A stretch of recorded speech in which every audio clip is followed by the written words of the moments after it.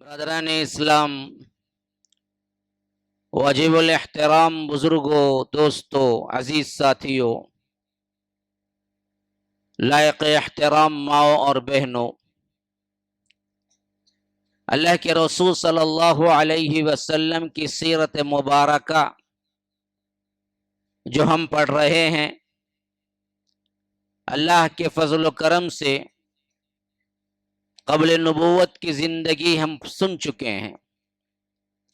بعد نبوت کی زندگی میں نے بتایا تھا کہ نبوت کے عطا ہونے کے بعد اللہ کے رسول صلی اللہ علیہ وسلم 3 سال تک خاموشی کے ساتھ اپنوں میں دعوت دیتے رہے، جسے مفسرین یا سیرت نگار خفیہ دعوت کا مرحلہ کہتے ہیں، یعنی وہ مرحلہ جس میں اللہ کے رسول صلی اللہ علیہ وسلم اعلان عام نہیں کیا، لیکن جب یہ آیت اتری کہ آپ کھلے عام ڈرا دیجئے اور فاصدع بما تؤمر واعرض عن المشرکین، کہ آپ کو جو حکم دیا جا رہا ہے آپ اس کی علل اعلان ببانگ دہل آپ اعلان کیجئے اور ان مشرکین سے منہ پھیر لیجئے۔ انا کفیناک المستہزئین، یہ مذاق اڑانے والوں کے لیے ہم کافی ہیں۔ تو اللہ کے رسول صلی اللہ علیہ وسلم نے عام اعلان کیا۔ اس زمانے کا رواج تھا کہ کوئی ایمرجنسی پیش آ گئی تو ایک خاص جملہ ہوتا تھا، یا صباحا، ہائے صبح۔ اس کا مطلب ہوتا تھا کوئی ایمرجنسی ہے، جیسے ایمبولینس کی آواز یہاں پر ایمرجنسی کی طرف اشارہ کرتی ہے، ویسے کوئی آدمی یہ کہتا تھا کہ یا صباحا، کہ مطلب ہوتا تھا کہ جلدی جمع ہو، کوئی ارجنٹ بات ہے۔ اللہ کے رسول صلی اللہ علیہ وسلم ایک صبح ایسے ہی صفا پہاڑی پہ کھڑے ہو گئے، اور یہ پہاڑی اچھی خاصی اونچی تھی۔ اب دراصل کیا ہے، اس کو تراش خراش کر کے بہت کم کر دیا گیا ہے تاکہ حجاج اور معتبرین کے لیے آسانی ہو، ورنہ تو وہ ایک ٹیلے کے مانند تھی۔ اللہ کے رسول صلی اللہ علیہ وسلم وہاں کھڑا ہو کے نعرہ لگایا، یا صباحا، ایمرجنسی میٹنگ۔ تو لوگ دوڑے بھاگے آئے، اور جو نہیں آ سکتے تھے انہوں نے اپنے طرف سے کوئی نمائندہ بھیج دیا تھا کہ پتہ نہیں اہم ترین بات ہو، کیونکہ قوم کے اندر جناب محمد رسول اللہ صلی اللہ علیہ وسلم کی خاصی اہمیت تھی۔ قوم ان کو صادق کا لقب پہلے ہی دے چکی تھی، امین کا لقب پہلے ہی دے چکی تھی، ان کے فیصلے کو رد نہیں کرتی تھی۔ حجر اسود کو نصب کرنے کا سلسلہ آیا تو اللہ کے رسول صلی اللہ علیہ وسلم جبکہ 35 سال کی عمر میں تھے، ابھی نبوت نہیں ملی تھی، ان کی بات کو مانا گیا تھا۔ تو قوم تو اپنے پلکیں بچھاتی تھی اللہ کے رسول صلی اللہ علیہ وسلم کے لیے، اور اللہ کے رسول صلی اللہ علیہ وسلم کی باتوں کو بڑی اہمیت دیتی تھی۔ تو جب اللہ کے رسول صلی اللہ علیہ وسلم کی پکار آواز آئی یا صباحا، تو قوم نے سمجھ لیا کہ یہ تو کوئی اہم ترین بات ہوگی، تبھی محمد جمع کر رہے ہیں صلی اللہ علیہ وسلم۔ بھاگے دوڑے آئے، سب جب موجود ہو گئے، سب آ گئے، اللہ کے رسول صلی اللہ علیہ وسلم نے وہ تاریخی خطبہ دیا جس میں فرمایا کہ لوگوں سنو، میں پہاڑی پہ ہوں، پیچھے بھی دیکھ سکتا ہوں، آگے بھی دیکھ سکتا ہوں۔ میں اگر آپ کو اطلاع دوں کہ پیچھے کی طرف سے ایک شتر، ایک اونٹ سوار قافلہ تمہارے لیے حملہ کرنے کے لیے آ رہا ہے تو کیا تم مانو گے؟ قوم نے کہا کہ ما جربناک الا صدقا، اے محمد صلی اللہ علیہ وسلم، کبھی ہم نے آپ کو جھوٹ بولتے نہیں دیکھا۔ یہ پوری قوم کی گواہی تھی کہ آپ اتنے سچے ہیں کہ کبھی آپ نے جھوٹ نہیں کہا اپنے معاملات میں، انسانی طور پر۔ تو معلوم ہوا ایک دائی جب آواز لگاتا ہے قوم کے اندر، دعوت دینے سے پہلے صفات داعیت کے اندر جتنی چیزیں آتی ہیں اس پہ ہونی چاہیے، اور اس میں سب سے اہم ترین چیز ایمانداری اور سچے ہونے کی نشانی ہے، ورنہ دعوت خراب ہوتی ہے، اسلام بدنام ہوتا ہے، ایسے داعیوں کی وجہ سے جن کے ایمان اور جن کی زبان اور جن کا اعتقاد، جن کے اخلاق، جن کے عادات، جن کی زبان اور جن کے الفاظ اچھے نہیں ہیں، وہ دعوت پکارتے ہیں تو دعوت نہیں خراب، اسلام خراب ہوتا ہے۔ داعیوں کو چاہیے کہ اپنی اصلاح کریں، اپنے ایمان کو پختہ بنائیں، اس حد تک کہ قوم اور جس معاشرے میں رہتے ہیں وہ کہے کہ یہ وہ بندہ ہے جس سے ہم نے کبھی جھوٹ نہیں سنا، ہم نے وہ بندہ ہے کبھی اس نے ہم کو دھوکہ نہیں دیا، یہ وہ بندہ ہے جس نے کبھی کوئی غلط بات نہیں کہی۔ آج یہ صفات سے کھوتے جا رہے ہیں، یہ صفات مٹتے جا رہے ہیں، صرف نرے داعی رہ گئے جس سے اسلام بدنام ہو رہا ہے۔ مجھے افسوس کے ساتھ کہنا پڑتا ہے کہ ہم داعیانہ صفات سے محروم ہیں اور نعرے لگاتے ہیں دعوت کے، تو داعی کا نام نہیں خراب ہوتا، اسلام کا نام خراب ہوتا ہے۔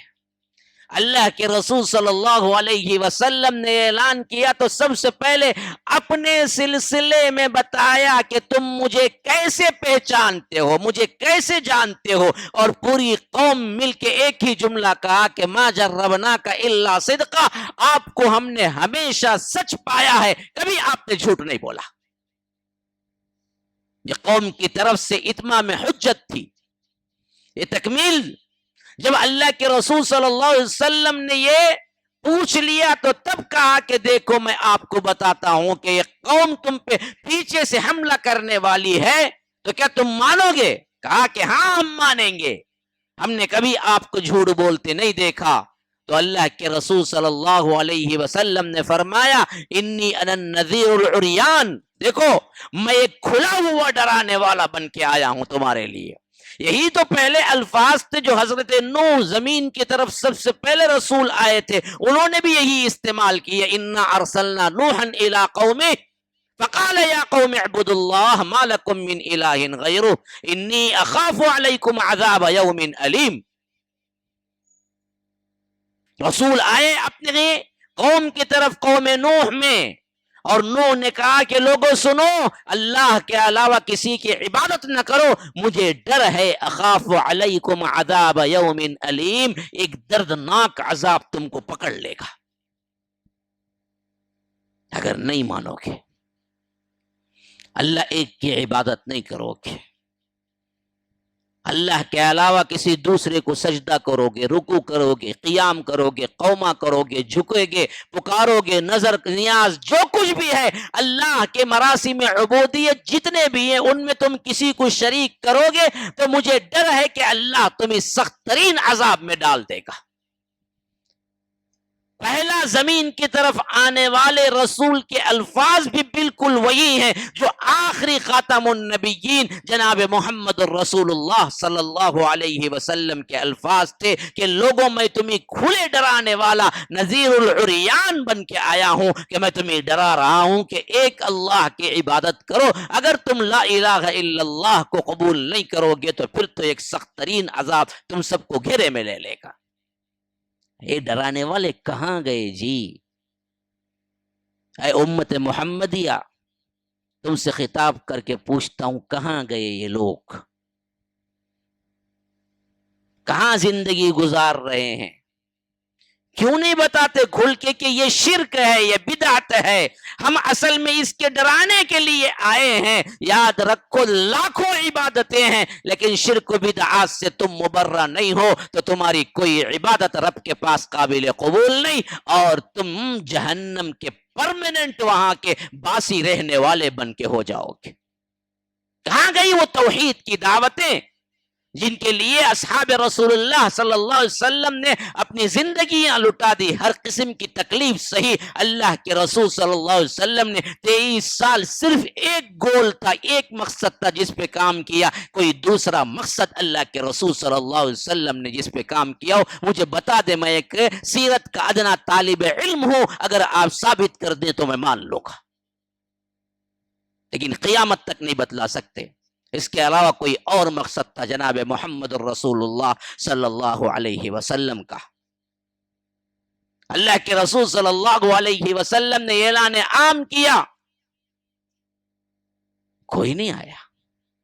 शहमगोइयां शुरू हो गई, एक दूसरे को पूछने लगे माजरा क्या है।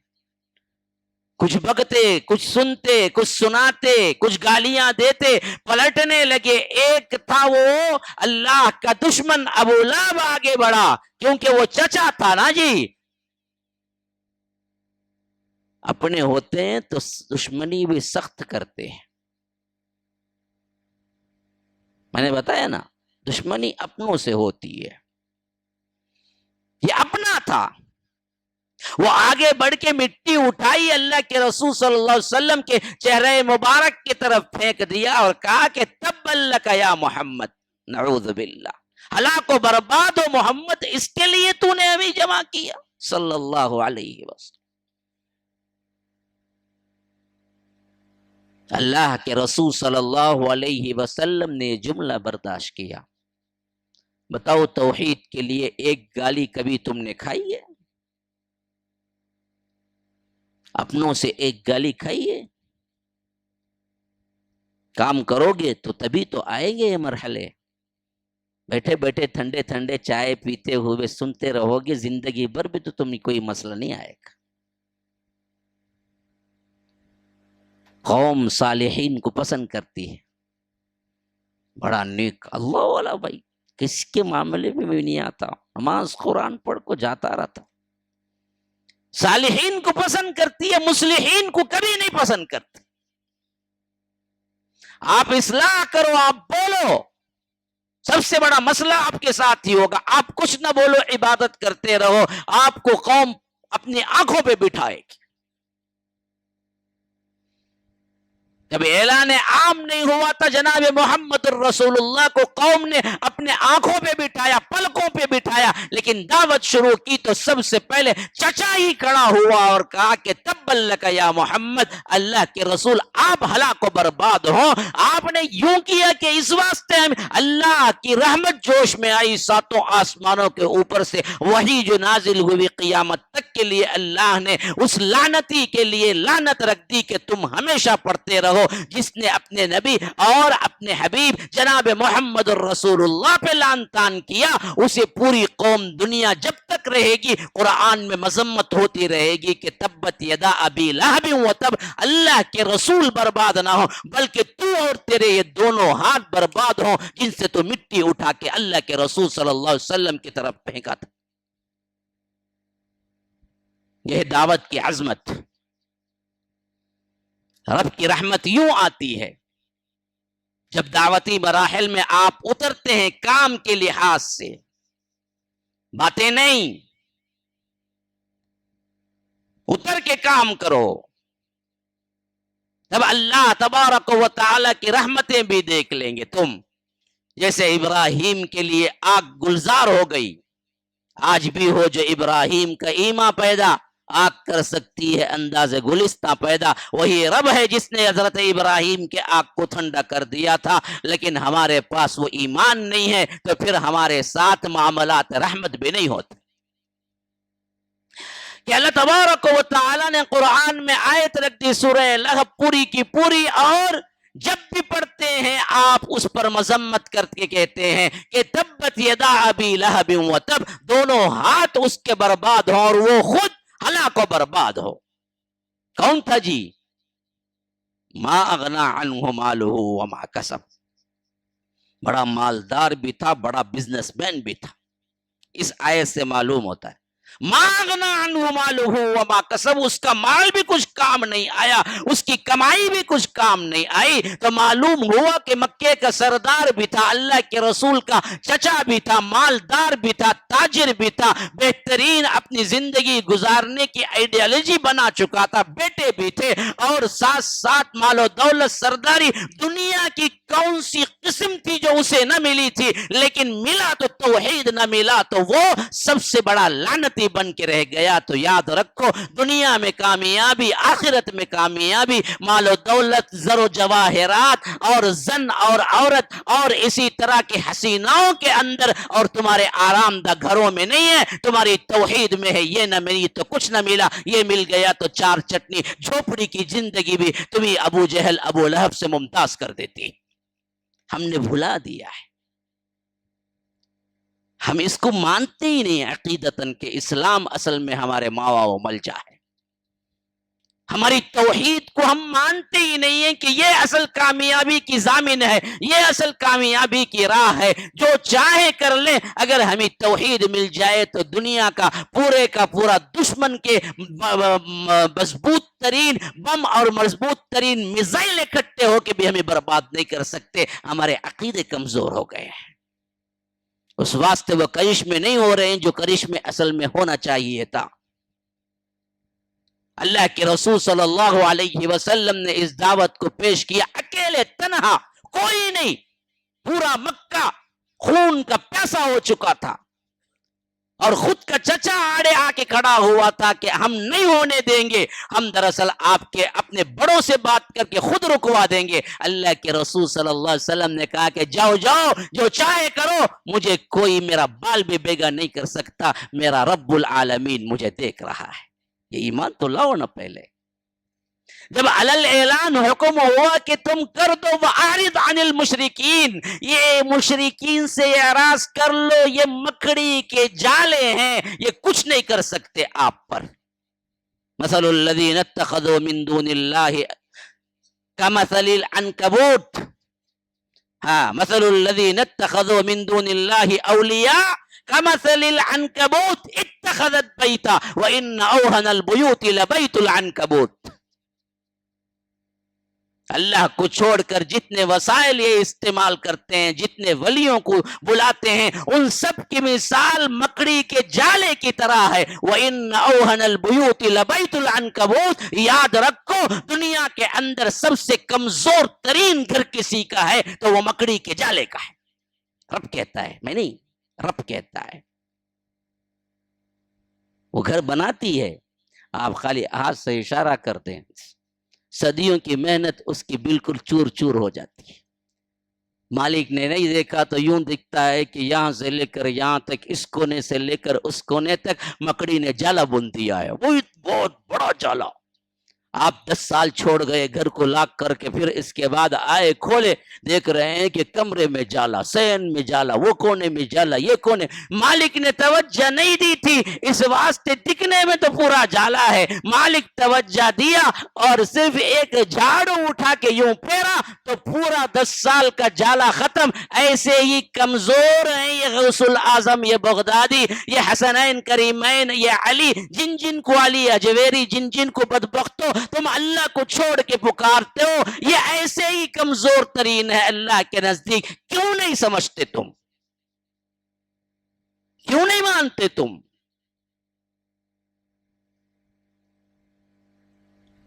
کیا بہترین مثال دیا ہے رب نے. وَإِنَّ أَوْهَنَ الْبُيُوتِ لَبَيْتُ الْعَنْكَبُوتِ. اللہ تعالیٰ گویا کہ اپنا قرآن اپنا ہونے کی سب سے بڑی دلیل اس آیت میں رکھا ہے. یہ صرف رب ہی کہہ سکتا ہے جو مخلوقات کے بارے میں اتنا ایکوریٹ اور مینوٹ جانتا ہو کہ کون کیسا ہے. وَإِنَّ أَوْهَنَ الْبُيُوتِ لَبَيْتُ الْعَنْكَبُوتِ، کہ یہ جو عنکبوت ہے، یہ مکڑی ہے جو جالا بنتی ہے، یہ سب سے کمزور ترین گھر ہے.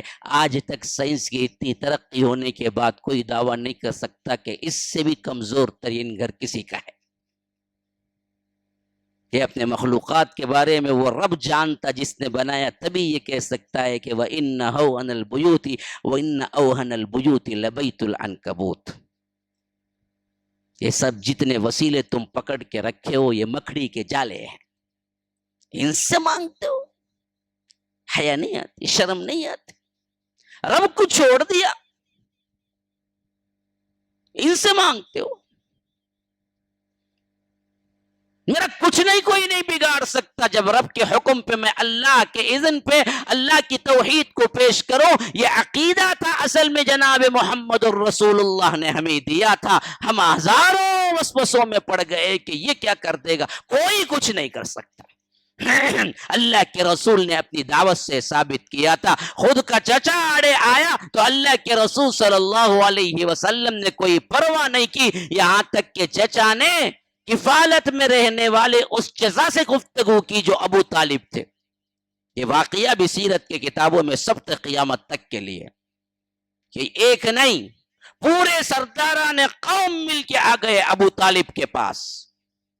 اور بیٹھ گئے ہم نہیں جائیں گے جب تک کہ آپ اپنے بھتیجے کو بلا کے نہ کہیں کہ دیکھو تم نے یہ کام چھوڑنا ہے، اس کے عوض تم جو مانگتے ہو ہم دیتے ہیں، یا نہیں تو یاد رکھو پھر تو قتل کے لیے تیار ہو جاؤ۔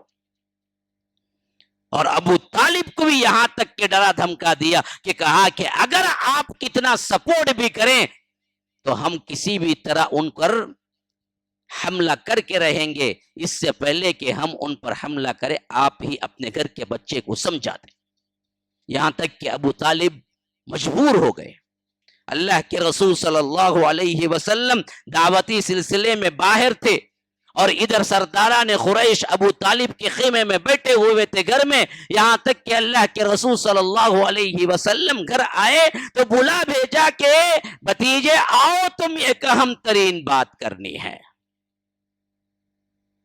اللہ کے رسول صلی اللہ علیہ وسلم اپنے چچا ابو طالب کے پاس پہنچے، دیکھا تو عتبہ بیٹھا ہوا ہے، شیبہ بیٹھا ہوا ہے، ربیعہ بیٹھا ہوا ہے، سرداران قریش بیٹھے ہوئے ہیں، ابو لہب بیٹھا ہوا ہے، ابو جہل بیٹھا ہوا، بڑے بڑے سردار سب کے سب بیٹھے ہوئے ہیں ابو طالب کے پاس۔ پوچھا ابو طالب سے، چچا جان کس مقصد کے تحت بلایا ہے؟ انہوں نے کہا کہ بیٹا یہ قوم کے سردار آ کے بیٹھے ہوئے ہیں، تم سمجھتے ہو یہ سب کے سب بڑے لوگ ہیں اور میرا جسم کمزور ہو چکا ہے، میری ہڈیاں بوسیدہ ہو گئی، اب مجھ میں طاقت نہیں ہے کہ تمہاری سپورٹ کر سکوں یا تمہاری حفاظت کر سکوں۔ اتنے سال کرتا رہا، 8 سال کی عمر میں دادا فوت ہوئے، 8 سال سے لے کر 40 سال نبوت ملی، 40 پر 5 سال کا عرصہ گزرا، جبکہ حضرت ابو طالب بلائے تو تقریباً 45 سال میں تمہارے لیے جیتا رہا، لیکن اب میری ہڈیوں میں بھی طاقت نہیں ہے۔ اور یہ پورے سردار مل کے بیٹھے ہیں کہ تمہیں قتل کرنے کے لیے کہہ رہے ہیں کہ اگر تم دعوت روک دو تو ہم تمہیں چھوڑ دیں گے، یا نہیں تو اس دعوت کے ذریعے تمہیں کچھ چاہیے تو وہ بھی دے دیں گے، اگر وہ بھی نہیں یہ بھی نہیں تو پھر تو کیا ہے ہم انہیں قتل کر کے چھوڑیں گے، میرے پاس حفاظت کا کوئی سامان نہیں ہے، مجھ بوڑھے پر تو کم از کم رحم کر دو اور اس دعوت کو چھوڑ دو۔ یہ ایموشنل بلیک میلنگ ہے، اس میں انسانوں کا کھڑنا بہت ناممکن ہوتا ہے۔ ہاں، جب باپ خود آڑے آ کے پاؤں پہ پڑتا ہے کہ بیٹا توحید کو چھوڑ دو، تمہاری وجہ سے میرے اپنے بھائی چچا تایا کٹ چکے ہیں، اللہ کے لیے تو بندہ ڈگمگا جاتا ہے۔ توحید کے لیے جب ماں آ کے بولتی ہے کہ بیٹا میں نے تجھے کیا ہے بچپن سے پالا، تیری غلاظت کو صاف کیا اور تجھے بڑا بنایا اس واسطے کہ تو میرا سپورٹر بنے گا، آج تو گالیاں دے کر، تو الگ جا کر، تو توحید کو مان کر ہم سب کو ذلیل کر دیا، میرے لیے بیٹا درگاہ کو آنا شروع کر دے، تو پھر بچہ کیا ہے مغلوب ہو جاتا ہے۔ یہ ایموشنل بلیک میلنگ اچھوں کو اندر سے تھرا کے رکھ دیتی ہے۔ دوسروں سے تو لڑ سکتا ہے، اپنوں سے نہیں لڑ سکتا بندہ، لیکن اس وقت قائم رہنا یہ بہت بڑی بات ہے۔ حضرت سعد نوجوانی میں اسلام لائے، پتہ ہے آپ کو؟ اور وہ سعد کون سعد ہیں پتہ ہے؟ اللہ کے رسول کے ماموں ہیں۔ اللہ کے رسول نے فرمایا کہ ایسا ماموں کسی کو نہیں ملا جو مجھے ملا ہے۔ ہاں، اور اپنے زبان مبارک سے دنیا کے اندر جنت کی بشارت دی کہ سعد جنت میں ہے، سعد ابن ابی وقاص عشرۃ المبشرہ میں ہے۔ ان کی واحد پونجی ماں تھی، نوجوان بیٹھے ہوئے ہیں، ہاں میری بہنیں میری بیٹیاں بیٹھی ہوئی بھی ہوں گی، اس واسطے میں کہہ رہا ہوں کہ یہ ایموشنل بلیک میلنگ میں کبھی نہ آنا۔ ان کی واحد پونجی ماں تھی، کہتے ہیں کہ اتنی محبت ماں سے کرتا تھا، دنیا میں کسی شے سے نہیں کرتا تھا، اور ماں بھی مجھ سے اتنی محبت کرتی تھی کہ میں نہیں سمجھتا کہ کوئی ماں اتنی اپنے بیٹے سے محبت کری ہوگی کبھی دنیا میں۔ لیکن جیسے ہی معلوم ہوا توحید اللہ کے رسول کی آواز کانوں میں پڑی کہ ایک اللہ ہے، اس کے علاوہ کوئی معبود نہیں، اور یہ سر کا جھکانا کسی کے لیے جائز نہیں، اللہ ایک کو عبادت کے لائق سمجھو، تو ان کے دل نے گواہی دی تو یہ توحید تو میرے اندر پہلے سے موجود تھی، اور انہوں نے اس آواز پہ لبیک کہا، اسلام قبول کر لیا۔ دوسرے دن دیکھا تو ماں دھوپ میں بیٹھی ہوئی ہے، چلچلاتی مکے کی دھوپ، اندر سے تھرا گئے، دل درد سے کانپ اٹھا، بھاگتے دوڑتے گئے اور کہا کہ امی کیوں؟ کہا کہ بیٹے میں معلوم کر لیا کہ تو سابئی بن چکا ہے، تو سبائی تو کیا ہے، مذہب تبدیل کر لیا، تو سابئی ہے، جب تک تو ریٹرن نہیں آئے گا اپنے مذہب میں دھوپ سے نہیں آؤں گی نکل کے۔ کیونکہ ماں کو بڑا مان تھا، ماں کو اپنے بیٹے پر بڑا مان تھا کہ میرا بیٹا میری تکلیف دیکھ کے خاموش نہیں بیٹھے گا، میں اس سے اتنی محبت کرتی ہوں، وہ مجھ سے اتنا محبت کرتا ہے کہ میرا دھوپ میں بیٹھنا اسے پگھلا دے گا، اور وہ ایک لمحے کے اندر واپس پھر شرک میں آ جائے گا۔ لیکن ان کو پتہ نہیں تھا کہ توحید کیا چیز ہوتی ہے، جب ایک مرتبہ دلوں میں داخل ہوتی ہے تو پھر پہاڑ بھی ٹل جا سکتے ہیں، لیکن وہ توحید والا بندہ ٹلتا نہیں ہے۔ توحید کی عظمتوں کو دیکھنا ہو تو صحابہ کو دیکھو، سلام ہے میرا ان کی زندگیوں پر۔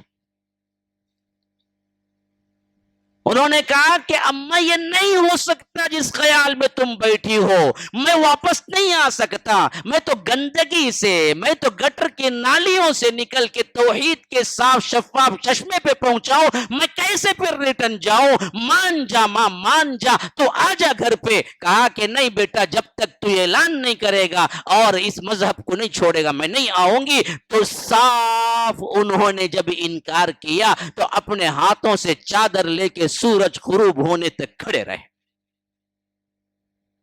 ماں سے محبت و خدمت یوں تھی۔ آج کا کون جو نعرے لگانے والا ہے ماں کی خدمت کا، ثابت کر دے کہ کوئی صبح سے لے کر غروب آفتاب تک اپنی ماں کے سر پہ چادر لے کے کوئی کھڑا ہونے کی ہمت رکھتا ہے؟ ایسی محبت تھی سعد بن ابی وقاص کو اپنی ماں سے۔ شام گزری کبھی بھی ماں نہ آئی، دوسرے دن کا مرحلہ بھی ایسے ہی تھا، 3 دن اپنے ماں کے سر پہ چادر تان کے رکھی، لیکن جب دیکھا کہ ان کی امید بڑھتی جا رہی ہے، یہ سوچ رہے ہیں کہ ایک نہ ایک دن میں پلٹ کے آ جاؤں گا، تو تب جا کے کہا کہ یا اماں لو کانت لکی مئت نفس فخرجت نفسا نفسا، اگر تجھے اللہ 100 جانیں دے دے اور تو دھوپ میں بیٹھی ایک ایک جان ایک ایک جان ایک ایک جان ایک ایک جان گواتی رہے، 100 مرتبہ مرے زندہ ہو، تب بھی میں پلٹ کے نہیں آؤں گا تیرے مذہب میں۔ ان کانت لکی مئت نفس فخرجت نفسا نفسا، ایک ایک جان نکل جائے تیری 100 مرتبہ۔ وَإِن شِئْتِ فَكُلِي وَإِن شِئْتِ فَلَا تَأْكُلِي، اگر اب چاہے تو تو کھا، سائے میں آ جا، چاہے تو نہ کھا، یہیں بیٹھ جا، لیکن تیرا بیٹا وہ نہیں ہے جو شرک میں تھا، شرک میں تھا تو تیرا بیٹا کمزور تھا، توحید میں آیا ہوں اب میں کمزور نہیں ہوں، تو کچھ بھی کر لے میں پلٹ کے آنے والا نہیں۔ یہ ہے توحید، یہ ہے ایمان۔ تو اللہ کے رسول صلی اللہ علیہ وسلم سے حضرت ابو طالب نے کہا کہ دیکھو یہ پوری قوم بیٹھی ہوئی ہے تمہارے سامنے، اور میرے پاس اتنی طاقت نہیں ہے کہ ان سے لڑ سکوں، اب تک میں تمہیں سپورٹ کرتا رہا، اب میری ہڈیاں بھی بوسیدہ ہو گئی، مجھ پہ تو رحم کرو کم از کم۔ اللہ کے رسول صلی اللہ علیہ وسلم نے ایک نظر ان سرداروں کو دیکھا اور کہا کہ اچھا، تو ابو طالب سے کہا کہ چچا جان اگر آپ سپورٹ نہ کرتے ہیں تو کوئی مسئلہ نہیں ہے، میرا اللہ مجھے کافی ہے، لیکن ان سے کہہ دیجئے یہ تو دیکھ رہے ہیں نا سورج اوپر جو چمکتا ہوا، یہ تو زمین کی بات کر رہے ہیں، میں تو کہہ رہا ہوں جو ان کے بس میں ہے وہ بات کر رہے ہیں یہ لوگ کہ اگر یہ مال چاہتا ہے تو ہم مال دے دیں گے، اگر یہ خوبصورت عورت چاہتا ہے تو ہم پورے عرب کی خوبصورت عورت سے نکاح کر دیں گے، اگر یہ سرداری چاہتا ہے تو ہم پورے عرب کے سرداری دے دیں گے، اگر یہ مالدار بننا چاہتا ہے تو ہم سب مال جمع کر کے اسے مالدار بنا دیں گے۔ یہ تو دنیا کی زمین کی باتیں کرتے ہیں۔ ان سے کہو چچا جان یہ سورج جو دیکھتے ہیں اس کو توڑ کے لا کے میرے ایک ہاتھ پر، اور یہ چاند جو دیکھتے ہیں اس کو توڑ کے لا کے میرے ایک ہاتھ پر، ایک ہاتھ میں سورج رکھ دیں ایک ہاتھ میں چاند رکھ دیں، پھر تو آپ کہیں کہ مجھے اس دعوت سے رک جاؤ تو میں رک نہیں سکتا یہاں تک کہ اللہ مجھے غالب کر دے یا اسی راہ میں شہید ہو جاؤں۔ یہ مانے یا نہ مانے، آپ سپورٹ کریں یا نہ سپورٹ کریں۔ کون کہہ رہے ہیں؟ جناب محمد الرسول اللہ صلی اللہ علیہ وسلم کہتے ہیں جن کے نام پہ آپ بریانی بنا بنا کے، مندی بنا بنا کے میلاد میں کھاتے ہیں۔ کبھی تم نے یہ کام بھی کیا؟ اپنے چچا کی پرواہ نہ کی، اپنے سرداروں کی پرواہ نہ کی، کہا کہ ایک ہاتھ میں چاند ایک ہاتھ میں سورج میں رکھ دیں آپ، پھر کہیں تو یاد رکھو میں رکنے والا نہیں ہوں اس توحید کی دعوت میں، الا کہ اللہ تعالیٰ مجھ پہ غالب کر دے یا نہیں تو اسی راہ میں میں شہید ہو جاؤں۔ تو اتنا روئے ابو طالب، اتنا روئے، کہا کہ بیٹا میں نہیں چاہتا تھا کہ تجھے تکلیف دوں، لیکن آج تیری بات سے اندازہ ہو گیا کہ تو اپنے دعوت میں کتنا پختہ ہے۔ جا، میری لاش پر کے گزر کے جانے کے بعد ہی یہ لوگ تجھ سے کچھ کر سکیں گے، میرے جیتے جی تجھے ہاتھ نہیں لگا سکیں گے، میں مرتے دم تک تیری سپورٹ کرتا رہوں گا۔ حالانکہ انہوں نے اسلام نے قبول کیا تھا، لیکن ظاہری محبت تھی، جو قبائلی محبت ہوتی ہے، تھوڑا پانی تھی، جو قبائلی محبت ہوتی ہے وہ محبت تھی۔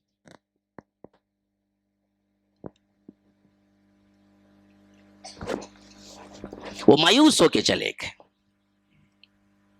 اور اللہ کے رسول صلی اللہ علیہ وسلم اپنے کام میں منہمک ہو گئے، کوئی دوسرا کوئی کام نہیں، کوئی کاز نہیں، کوئی مقصد نہیں۔ دھیرے دھیرے دعوت بڑھنے لگی۔ یہ صاف شفاف ایسی دعوت ہے کہ اس کے لیے کوئی بڑی ڈگریاں لے کے آئے تو بات سمجھ آئے گی، ایسی کوئی بات نہیں ہے۔ عرب کا بدو ہو، گوار ہو، گاؤں والا ہو، اس کو بھی یہ بات صاف نظر آتی ہے کہ یہ کائنات ایک ہے، اس کا پیدا کرنے والا ایک ہے۔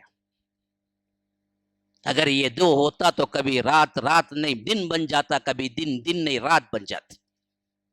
یہ الٹ پھیر، رات دن کا آنا، یہ سورج کا نکلنا، یہ چاند کا نکلنا، یہ ہوائیں، یہ فضائیں، یہ پہاڑ، یہ ندیاں، یہ بہتے ہوئے شور، یہ بکریاں اور ان کے ریوڑ، یہ اونٹ، یہ صحرا، یہ سب پکار پکار کے گواہی دے رہے ہیں کہ ہم کو خالق ایک ہے، ہم کو پیدا کرنے والا ایک ہے، ہمارے لیے ایک ہی ہے جو پوری کائنات کے نظام کو چلا رہا ہے۔ لو کان فیہما آلہۃ الا اللہ لفسدتا، اگر یہ دو ہوتے تو پھر تو کائنات کا نظام درہم برہم ہو جاتا۔ کیوں نہیں غور کرتے ہو تم؟ ایک بس کے دو ڈرائیور نہیں ہو سکتے، ایک گھر کے دو بڑے نہیں ہو سکتے، ایک کمپنی کے دو ایک عہدے کے مینیجر نہیں ہو سکتے، کہیں بھی نظام نہیں ہے تو پھر کیسے سمجھتے ہو کہ اتنا بڑا کائنات کا نظام، اس میں کئی الہ اپنا تصرف کر رہے ہیں؟ اگر کئیوں کا اختیار ہوتا تو کوئی کہتا بارش میں برساؤں گا، کوئی کہتا کہ نہیں دھوپ پڑنا ہے، کوئی کہتا کہ نہیں دھوپ بھی نہیں بارش بھی نہیں، تو پھر نظام درہم برہم ہو کے رہ جاتا۔ یہ کیوں نہیں سوچتے ہو اتنی آسان مثال کو؟ اللہ تعالیٰ بار بار یہ مثالیں دیتا ہے۔ وَهُوَ الَّذِي خَلَقَ السَّمَاوَاتِ وَالْأَرْضَ فِي سِتَّةِ أَيَّامٍ ثُمَّ اسْتَوَى عَلَى الْعَرْشِ يُغْشِي اللَّيْلَ النَّهَارَ يَطْلُبُهُ حَثِيثًا وَالشَّمْسَ وَالْقَمَرَ وَالنُّجُومَ مُسَخَّرَاتٌ بِأَمْرِهِ أَلَا لَهُ الْخَلْقُ وَالْأَمْرُ۔ کیوں نہیں دیکھتے ہو یہ آسمان اور زمین کی الٹ پھیر کو، یہ رات اور دن کے آنے جانے کو، یہ مخلوقات کو؟ أَفَمَن يَخْلُقُ كَمَن لَّا يَخْلُقُ، جن کو تم پکارتے ہو انہوں نے بھی کچھ پیدا کیا ہے جیسے میں پیدا کیا ہوں۔ ام جعلوا للہ شرکاء خلقوا کخلقہ فتشابہ الخلق علیہم قل اللہ خالق کل شیء وہو الواحد القہار۔ تمہیں کیا ہو گیا ہے؟ تمہارے گھٹیا اور سوچ اور تمہارے دماغ سٹیا گئے ہیں بدبختو، کہ ہم جعلوا للہ شرکاء خلقی فتشابہ الخلق علیہم، کہ تمہارے شرکا جن کو تم پکارتے ہو، کیا انہوں نے کائنات میں کوئی چیز پیدا کی ہے اور میں بھی پیدا کیا، اس واسطے دو پیدا کرنے والوں کے درمیان تمہیں متشابہ ہو گیا؟ کہو قل اللہ خالق کل شیء، تمام چیزوں کو پیدا کرنے والا صرف ایک ہے، وہ الواحد القہار، وہ اکیلا بھی ہے اور بڑی قہاریت کے ساتھ بھی ہے۔ اس کا غصہ جب پکڑنے پہ آتا ہے، وَكَذَلِكَ أَخْذُ رَبِّكَ إِذَا أَخَذَ الْقُرَى وَهِيَ ظَالِمَةٌ إِنَّ أَخْذَهُ أَلِيمٌ شَدِيدٌ، اس کا پکڑنا بڑا زبردست دردناک ہے جب وہ پکڑتا ہے۔ قرآن میں آیتیں بکھری پڑی ہیں، احادیث بکھرے پڑے ہیں توحید کے مضمون سے۔ کون سی آیت، کون سے پارے، کون سے سورے، کون سے صفحے میں توحید کا ذکر نہیں ہے میرے بھائیوں؟ لیکن ہم پڑھتے نہیں ہیں۔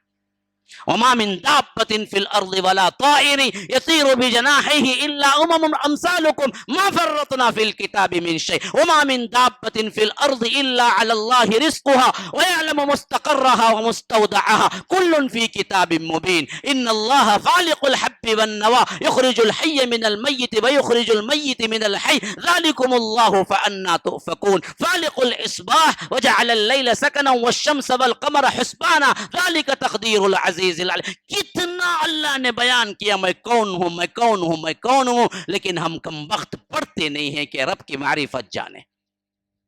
یہی وہ آیتیں تھی جو مشرکین مکہ پہ تھپیڑوں کی طرح پڑھتی تھی،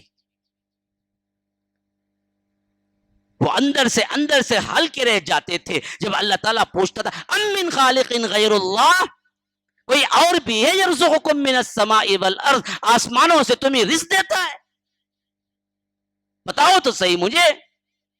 وَيَعْبُدُونَ مِن دُونِ اللَّهِ مَا لَا يَضُرُّهُمْ وَلَا يَنفَعُهُمْ وَيَقُولُونَ هَؤُلَاءِ شُفَعَاؤُنَا عِندَ اللَّهِ، جو لوگ اللہ کو چھوڑ کر دوسروں کو ولی بناتے ہیں، پکارتے ہیں، ان سے جب کہا جاتا ہے یہ کون ہے معبود، کیوں پکارتے ہو، تو وہ کہتے ہیں یہ تو ہمارے پاس اللہ کے سفارشی ہیں، یہ ہم اللہ کے سوا دوسروں کو نہیں پکارتے، بلکہ صرف یہ پکارتے ہیں کہ اللہ کے پاس ہمیں کر کے چھوڑیں گے۔ تو اللہ کہتا ہے قُلْ أَتُنَبِّئُونَ اللَّهَ بِمَا لَا يَعْلَمُ فِي السَّمَاوَاتِ وَلَا فِي الْأَرْضِ، تم اللہ کو اس بات کی خبر دیتے ہو جو اللہ تعالیٰ آسمان و زمین میں نہیں جانتا۔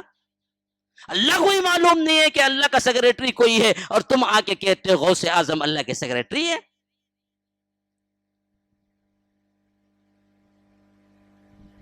ساتن پوچھتا ہے قُلْ أَتُنَبِّئُونَ اللَّهَ، ارے بختو کہاں تمہاری عقل کہاں چلی گئی ہے؟ کہاں شہر میں تم جا کے گم ہو گئے ہو؟ کون سا جادو تم پہ چڑھ گیا ہے؟ مَن يَرْزُقُكُم مِّنَ السَّمَاءِ وَالْأَرْضِ أَمَّن يَمْلِكُ السَّمْعَ وَالْأَبْصَارَ وَمَن يُخْرِجُ الْحَيَّ مِنَ الْمَيِّتِ وَيُخْرِجُ الْمَيِّتَ مِنَ الْحَيِّ وَمَن يُدَبِّرُ الْأَمْرَ فَسَيَقُولُونَ اللَّهُ قُلْ أَفَلَا تَتَّقُونَ۔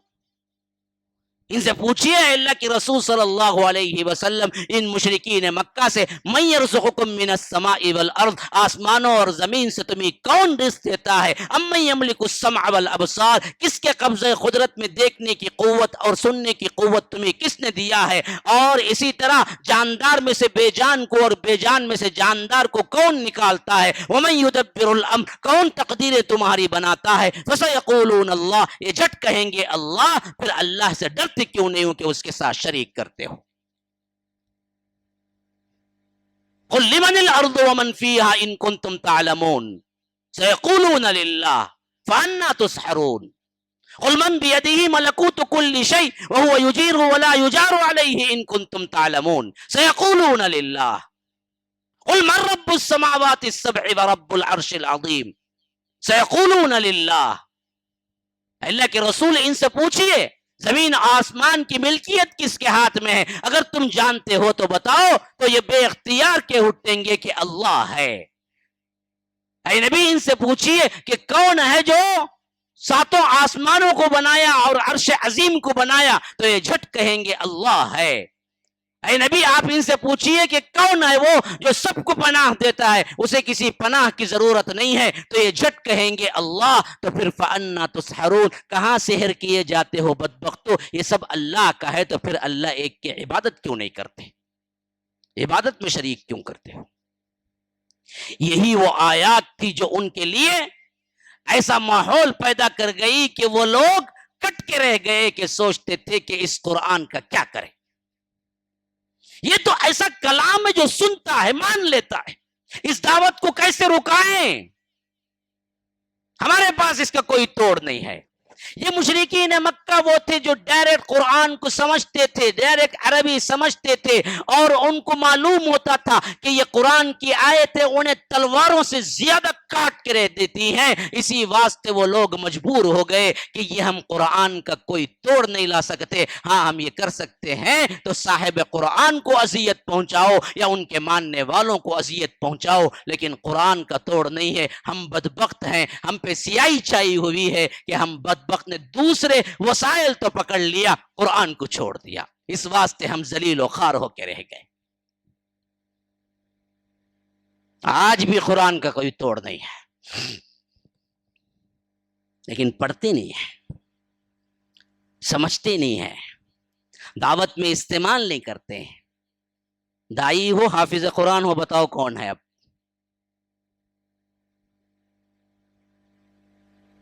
آتا ہی نہیں ہے پڑھنے، ترجمے لے کے دعوت کر رہے ہیں، کیا تاثیر ہوگی اس سے؟ ہم نے قرآن سے لیا ہی نہیں مضمون، ہمارے پاس ہے ہی نہیں وہ اصل تو قرآن تھا جو ان کو عاجز کر دیا۔ جب یہ عاجز ہو گئے تو ایک مرحلہ ہوتا ہے، بندہ عاجز ہو گیا تو سرینڈر ہو گیا، دوسرا ہوتا ہے کہ بندہ عاجز ہو گیا، اکڑ گیا، ضد میں آ گیا۔ اب ان کے ساتھ مسئلہ وہی ہوا، یہ بالکل قرآن کے نزدیک عاجز ہو گئے، کچھ نہیں کر سکتے تھے، ایسی آیات اترتی تھی دل کی دنیا بدل کے رکھ دیتی تھی۔ ظالم سے ظالم انسان اللہ تبارک و تعالیٰ کا ایسا تقوی اختیار کرتا جس کا یہ سوچ بھی نہیں سکتے، تو اس کے لیے انہوں نے توڑ کچھ نہیں بنا سکتے تھے، تو انہوں نے کیا کیا؟ ذلیل ہونا پسند نہ کیا، بدبختوں نے سرنڈر نہیں کیا۔ کیوں؟ وہ سب کے سب عرب تھے جو اپنے آپ کو سردار کہتے تھے، عجم کو گونگا کہتے تھے، تو وہ سرنڈر ہونا نہیں مانتے تھے، تو انہوں نے ضد پکڑ لی۔ یہ ضدم زدہ اللہ کے رسول صلی اللہ علیہ وسلم کے ساتھ کرنے لگے، لیکن اللہ کے رسول صلی اللہ علیہ وسلم کے ساتھ اس وقت ان کا قبیلہ اور خاص طور پر ابو طالب تھے، تو وہ علل اعلان حملہ نہیں کر سکتے تھے، کیونکہ وہ قبائلی نظام تھا۔ اللہ کے رسول پہ ہاتھ اٹھانا گویا کہ پورے قبیلے پہ ہاتھ اٹھانے کے برابر ہو جاتا، پھر تو عرب میں بہت بڑی جنگ شروع ہو جاتی۔ تو اس واسطے انہوں نے گالی گلوچ تک کا رکھا، لیکن جو صحابہ آئے ان پر تو کوئی اختیار نہیں تھا، کیونکہ آئے بھی وہ لوگ جو بہت کمزور تھے معاشرے میں۔ اور یہ بھی اللہ کی سنت ہے کہ سب سے پہلے انقلاب کے لیے کام شروع کیا جائے تو وہ مالدار لوگ توجہ نہیں دیتے، غریب لوگ توجہ دیتے ہیں۔ ابھی مجلس میں کتنے مالدار ہیں جو ملٹی ملینر ہیں؟ کوئی ایک بھی نہیں ہے، یا تو متوسط درمیانی رہیں گے یا تو کیا ہے، غریب رہیں گے۔ یہ آتے ہیں بھاگ بھاگ کے سننے کے لیے، مالداروں کے پاس ہم لٹھو بن کے جانا پڑتا ہے، تھوڑا 5 منٹ ٹائم دیجیے، ہم سنا دیتے ہیں، پیسہ نکالنا نا، ہم تو لٹھو بننا پڑتا ہے۔ کوئی بھی دعوت ہو سب سے پہلے متوجہ ہونے والے غریب ہیں۔ ہاں اکا دکا ہوتے ہیں، جیسے حضرت عثمان متوجہ ہو گئے، وہ مالدار بھی تھے۔ ہاں اب صحابہ میں آپ دیکھ لیجئے، صہیب ہیں، خباب ہیں، یاسر ہیں، سمیہ ہیں، عمار ہیں۔ اب یہ تمام صحابہ جو تھے یہ پورے 4 نبوت کے بعد اسلام قبول کرنے والے وہ لوگ تھے جب اللہ کے رسول اعلان کر چکے تھے کہ میں اللہ کا رسول ہوں۔ اب صحابہ پر جو کچھ بھی بیتا وہ بیتا، میرے پاس سکت نہیں ہے کہ میں الفاظ میں بیان کر سکوں اور اپنے جذبات کو قابو میں بھی رکھ سکوں۔ یا تو بولوں گا تو رو پڑوں گا، پھر بولنا مشکل ہو جائے گا مجھے، کیونکہ جو حیثیتیں ان کی ہم سنتے ہیں دیکھتے ہیں، یہ تو کوئی پاکے زندہ بھی نہیں رہ سکتا. انہوں نے تو اتنی مار کھائی، اتنی اذیتیں سہی کہ ہمیں تصور بھی نہیں ہوتا کہ پھر اس کے بعد کوئی جی بھی سکتا ہے، لیکن انہوں نے ثابت کیا کہ ایمان والا جی سکتا ہے. ان بدبختوں نے تمام تر آزمائشیں ان کے لیے اٹھا رکھی تھی، نت نئے عذاب دیے جاتے تھے. حضرت بلال کی ہسٹری پڑھ کے اٹھا لیجئے، کیا کچھ انہوں نے نہیں سہا. حضرت خباب کی ہسٹری اٹھا لیجئے، کیا کچھ انہوں نے نہیں سہا. جب حضرت عمر کے زمانے میں ایک مرتبہ چادر ہٹ گئی اور وہاں سے پیٹ نظر آئی تو حضرت عمر نے دیکھا کہ کوئی گوشت ہے ہی نہیں سوائے ہڈی کے ڈھانچے کے. کہا کہ خباب کیا ہے؟ کہا کہ امیر المومنین کیا کہوں، میرے اسلام لانے کا زمانہ وہ تھا جب ہم 6 تھے، ہاں میں 7واں تھا، 6 ہی میرے سے پہلے اسلام قبول کیے تھے، میں 7واں تھا. اور جب اسلام قبول کیا میرے آقا کو معلوم ہوا ام انمار کو عورت تھی، اتنے غصے میں آئی کہ اوباشوں کے حوالے گلے میں رسی ڈال کے دے دیا جیسے جانور کو گھسیٹا جاتا. ایسے یہ لوگ مکے کی تپتی ہوئی ریت میں مجھے گھسیٹتے، اور یہاں تک کہ جب وہ خود تھک جاتے تو مجھے ریت پہ لٹا کے گرم گرم اور انگارے پہ لٹا کے سل رکھ دیا جاتا پتھر کی، اور میرے لہو اور پیپ اور خون گرتے گرتے گرتے وہ آگ شام تک ٹھنڈی ہوتی، اور رات میں لے جا کے مجھے کہیں بھوکا پیاسا کو کمرے میں بند کر دیتے. ایسا ایک دن نہیں چلا، کئی مہینے چلے، یہاں تک کہ صدیق اکبر آئے. انہوں نے کیا ہے کہیں جگہ سے اپنے مال، اپنی تجارتی جتنا پیسہ تھا وہ سب کچھ جمع کر کے ہم جیسے غلاموں کو آزاد کرنے پہ لگایا. تو اس حیثیت سے آزاد ہوئے. آج 20 سال گزر چکے ہیں لیکن ابھی تک یہ زخم برابر نہیں ہوا میرا. پورا گوشت تو مجھے وہیں جل چکا تھا. یہ ایک کا نہیں تھا، حضرت بلال کی بھی یہی حالت تھی. حضرت یاسر تو اتنا مارا بوڑھے ہونے کی وجہ سے شہید ہو گئے. حضرت سمیہ کو اتنا مارا کہ وہ بھی اسلام کی سب سے پہلی شہیدہ ہے. اسی ایمان اور توحید کے لیے مارا جی. اس توحید کو ہم باتیں کرتے ہوئے ٹھنڈے کیا ہیں بریانی اور مندی کھا رہے ہیں، اسی توحید کے لیے مارا. اور وہ بوڑھی عورت پہ عذر نہیں تھا. ٹھنڈے دل سے آپ بھی سوچیں نا جی، اس بوڑھی عورت پہ عذر نہیں تھا کیا وہ اللہ کے پاس کہہ نہیں سکتی تھی کہ اللہ میں نے توحید کو تو قبول کیا تھا، میں بوڑھی تھی، میں کیا کر سکتی تھی. اس واسطے میں نے کیا کیا، اپنے ایمان کو چھپا کے زندگی گزار لی تو وہ بچ جاتی نا، جانتے تو نہ جاتی. لیکن وہ بوڑھی عورت نے اس کے لیے راضی نہیں ہوئی، اپنے ایمان کو علل اعلان کہا، اپنے جسم کے ٹکڑے بنانے کے لیے راضی ہو گئی، لیکن انہوں نے کمپرومائز کرنے کے لیے اپنی زندگی کو نہیں کیا. اور آج ہماری عورتیں قربان جائیے کیا بولیں جی، اچھا بولیں یا برا، اللہ ہی حفاظت کرے. انہیں اپنے شوہروں سے شکایتیں کرتے، اپنے سسرال سے، اپنی ننند سے، اپنی جیٹھ سے آپ مقابلہ کرتے، فرصت نہیں ملتی تو کریں کیا دن. انہیں تو کہاں فکر ہے اس کی. شادی ہو گئی بچوں کی، بچے ہو گئے بچوں کے بچوں کی، بچوں کے بچے ہو گئے ان کے، اسی میں پوری زندگی لگا دیتے، بوڑھی ہو کے مر جاتی. کوئی کبھی فکر ہوئی نہیں کہ دین کا کام ہم نے کیا کیا ہے. ہماری عورتوں کا، ہمارے گھروں کا حال دیکھو نا جی. کہیں ایک سمیہ نظر آ جائے؟ میری زندگی میں تو ابھی تک کوئی نظر نہیں آئی جس نے توحید پہ مر مٹنے کی باتیں کی. قیامت تک کے لیے حضرت سمیہ رضی اللہ عنہا نے عورتوں کو پیغام دے کے گیا کہ دیکھو میں بوڑھی ہونے کے باوجود، بے آسرا ہونے کے باوجود، غلام خاندان سے ہونے کے باوجود ابو جہل کے سامنے نہیں جھکا، یہاں تک کہ وہ میرے ایمان کو ٹچ نہیں کر سکا. ہاں میرے جسم کے ٹکڑے اڑا دیے. لیکن میں جسم کے ٹکڑے ہونا قبول کیا لیکن میں نے توحید پہ کمپرومائز نہیں کیا.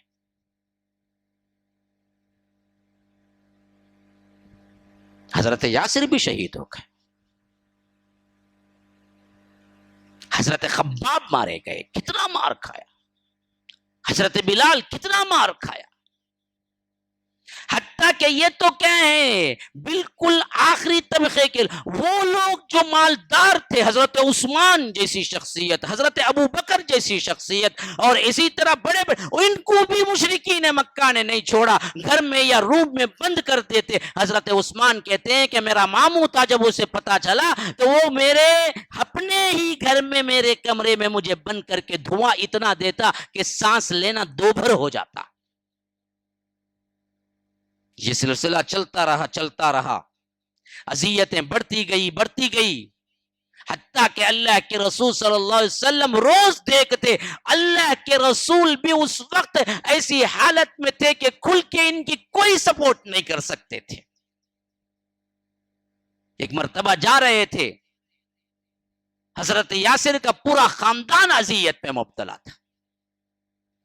حضرت سمیہ کو باندھ کے مار رہے تھے, حضرت یاسر کو الٹا لٹکا کے مار رہے تھے, حضرت عمار کو کیا ہے بالکل کس کے باندھ کے انہیں کیا ہے تپتی ہوئی ریت پہ لٹا کے, پورا خاندان اس توحید کے لیے مار کھا رہا تھا. اللہ کے رسول صلی اللہ علیہ وسلم وہاں سے گزرے تو بے اختیار نکلا, اصبروا یا آل یاسر فَإِنَّ مَوْعِدَكُمُ الْجَنَّةُ, آل یاسر صبر کر لو, میں کچھ یہاں نہیں کر سکتا تمہاری مدد, یہاں صبر کر لو, اللہ تعالیٰ کے پاس تمہارے لیے جنت کا وعدہ کرتا ہوں.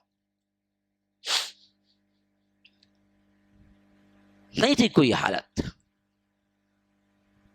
خود اللہ کے رسول صلی اللہ علیہ وسلم سے کھلواڑ تھا. ابن مسعود بیان کرتے میں کیا کر سکتا تھا, میں تو بکریاں چرانے والا ایک غلام تھا. جب میں دیکھتا تھا کہ اللہ کے رسول دعوت دے رہے ہیں اور پیچھے سے ابو جہل یا ابو لہب لگا گالیاں دے رہا ہے اور کہہ رہا ہے کہ یہ دیوانہ پاگل ہے, اس کی باتیں نہ سنو, اور اللہ کے رسول ایک ایک کو جا کے کہہ رہے ہیں کہ ایک اللہ کو مانو, لیکن میرے پاس اتنی سکت نہیں تھی کہ میں ابو جہل کا منہ نوچ لوں. میں خود بھی کیا ہے کمزور تھا, پورا اسلام ہی کمزور تھا. وہاں قربانی ہی قربانی تھی, رسول بھی قربانی دے رہے تھے, اصحاب رسول بھی قربانی دے رہے تھے, صحابیات رسول بھی قربانی دے رہی تھی, ارے بچیاں بھی قربانی دے رہی تھی. جی حضرت فاطمہ پورے 10 سال کی نہیں تھی جب اعلان نبوت ہوا, اور مکے میں جاتے کعبۃ اللہ پہ طواف کر کے 2 رکعت نفل نماز کے لیے کھڑتے تو لوگ مذاق اڑاتے. ایک مرتبہ حضرت فاطمہ کے آنکھوں کے سامنے ایسا ہوا کہ پوری مجلس جو بیٹھی ہوئی تھی وہ مذاق اڑاتے کہی کہ کون ہے فلاں گھر میں آج اونٹ ابھی ذبح ہوا ہے, اس کی اون کی اوجڑی, اس کی اون کی غلاظت, پیٹ کی انتڑیاں اور میدا وغیرہ سب پڑا ہوا ہے, کون ہے جب محمد سجدے میں جائے تو ان کے گردن پہ لے آ کے رکھ دے. قوم کا بدبخت ترین شخص اٹھا, عقبہ بن ابی معیط, اس نے کہا کہ میں ہوں, میں جا کے لے آتا ہوں, اور یہ جا کے لے آ کے کھڑا ہو گیا پیچھے کہ اللہ کے رسول کب سجدے میں جائیں تو کب وہ اونٹ کی اوجھڑی لے آ کے اللہ کے رسول کے سر مبارک پر رکھ دے. اللہ کے رسول کو پتا نہیں, یہ پیچھے کھڑا ہوا اور ہنسی سے لوٹ پوٹ ہو رہے تھے مشرکین مکہ, اور جیسے اللہ کے رسول گئے یہ لا کے اوجھڑی رکھ دیا. اتنا وزن اور بدبو, خون اور غلاظت اللہ کے رسول کے سر پہ, اور اللہ کے رسول سجدے میں اٹھا نہیں سک رہے تھے, اور یہ مذاق میں ہنسی مذاق سے ایک دوسرے پہ لوٹ پوٹ ہو رہے تھے. چھوٹی بچی فاطمہ گھر سے دیکھی, دوڑتی بھاگتی آئی, رو رہی تھی اور اپنے چھوٹے چھوٹے ہاتھوں سے وہ غلاظت ہٹا رہی تھی یہاں تک کہ اللہ کے رسول کو سر اٹھانے کا موقع ملا. پھر کہا کہ میری بچی رو مت, یہ اللہ تبارک و تعالی ہمیں ضرور غالب کرے گا. اپنی چھوٹی سی بچی کو چمٹا کے اللہ کے رسول صلی اللہ علیہ وسلم اپنے گھر لے آئے. یہ پوری اذیت کیوں ہو رہی ہے؟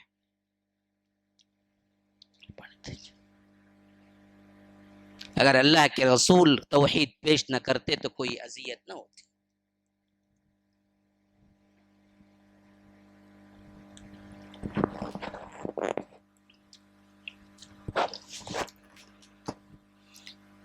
یہ سب اذیتیں لا الہ الا اللہ کے لیے ہو رہی ہے، اور ہم سمجھتے ہیں کہ کوئی مسئلہ ہی نہیں۔ یہ پریشانیاں، یہ تکلیفیں کیوں اٹھائے؟ وہ قوم جو پلکیں بچھاتی تھی کیوں اذیت دے رہی ہے، مرنے مارنے پہ تل رہی ہے؟ ایک لا الہ الا اللہ کی وجہ سے۔ اور ہم نے اس کو سمجھا ہی نہیں۔ نماز پڑھ رہے تھے اللہ کے رسول حرم میں،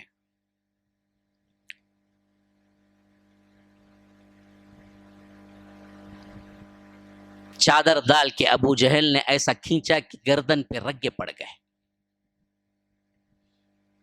سانس رکتی ہوئی محسوس ہوئی۔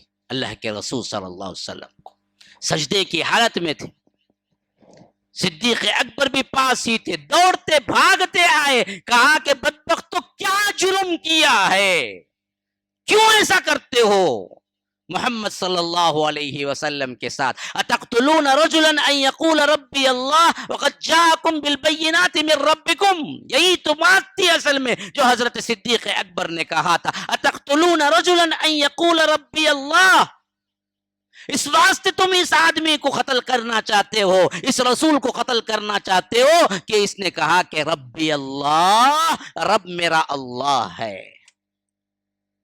بس یہی جرم ہے، اس کے علاوہ کوئی جرم نہیں تھا رسول کا جس پر اذیتیں ہو رہی تھی۔ کسی کا مال نہیں کھایا، کسی کی عزت پہ حملہ نہیں کیا، کسی کی خیانت نہیں کی، کسی کو گالی نہیں دی، کسی سے کچھ مانگا بھی نہیں۔ ان اجری الا علی اللہ،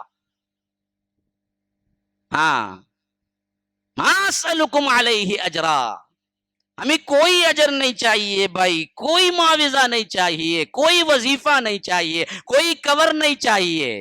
آج علماء بولتے بھی ہیں تو کور کے پیچھے بولتے ہیں، میں کیا کروں؟ کوئی غلط لے تو لے، میں کیا کروں؟ دوسرا بولنا تو سراسر ہر نبی نے یہی کہا کہ مجھے اجر نہیں چاہیے جی تم سے، ان اجری الا علی اللہ، میرا اجر تو میرے رب کے پاس ہے، اللہ کے لیے مان جاؤ، توحید کو قبول کر لو۔ بات تو صرف اتنی ہی تھی رسولوں کی،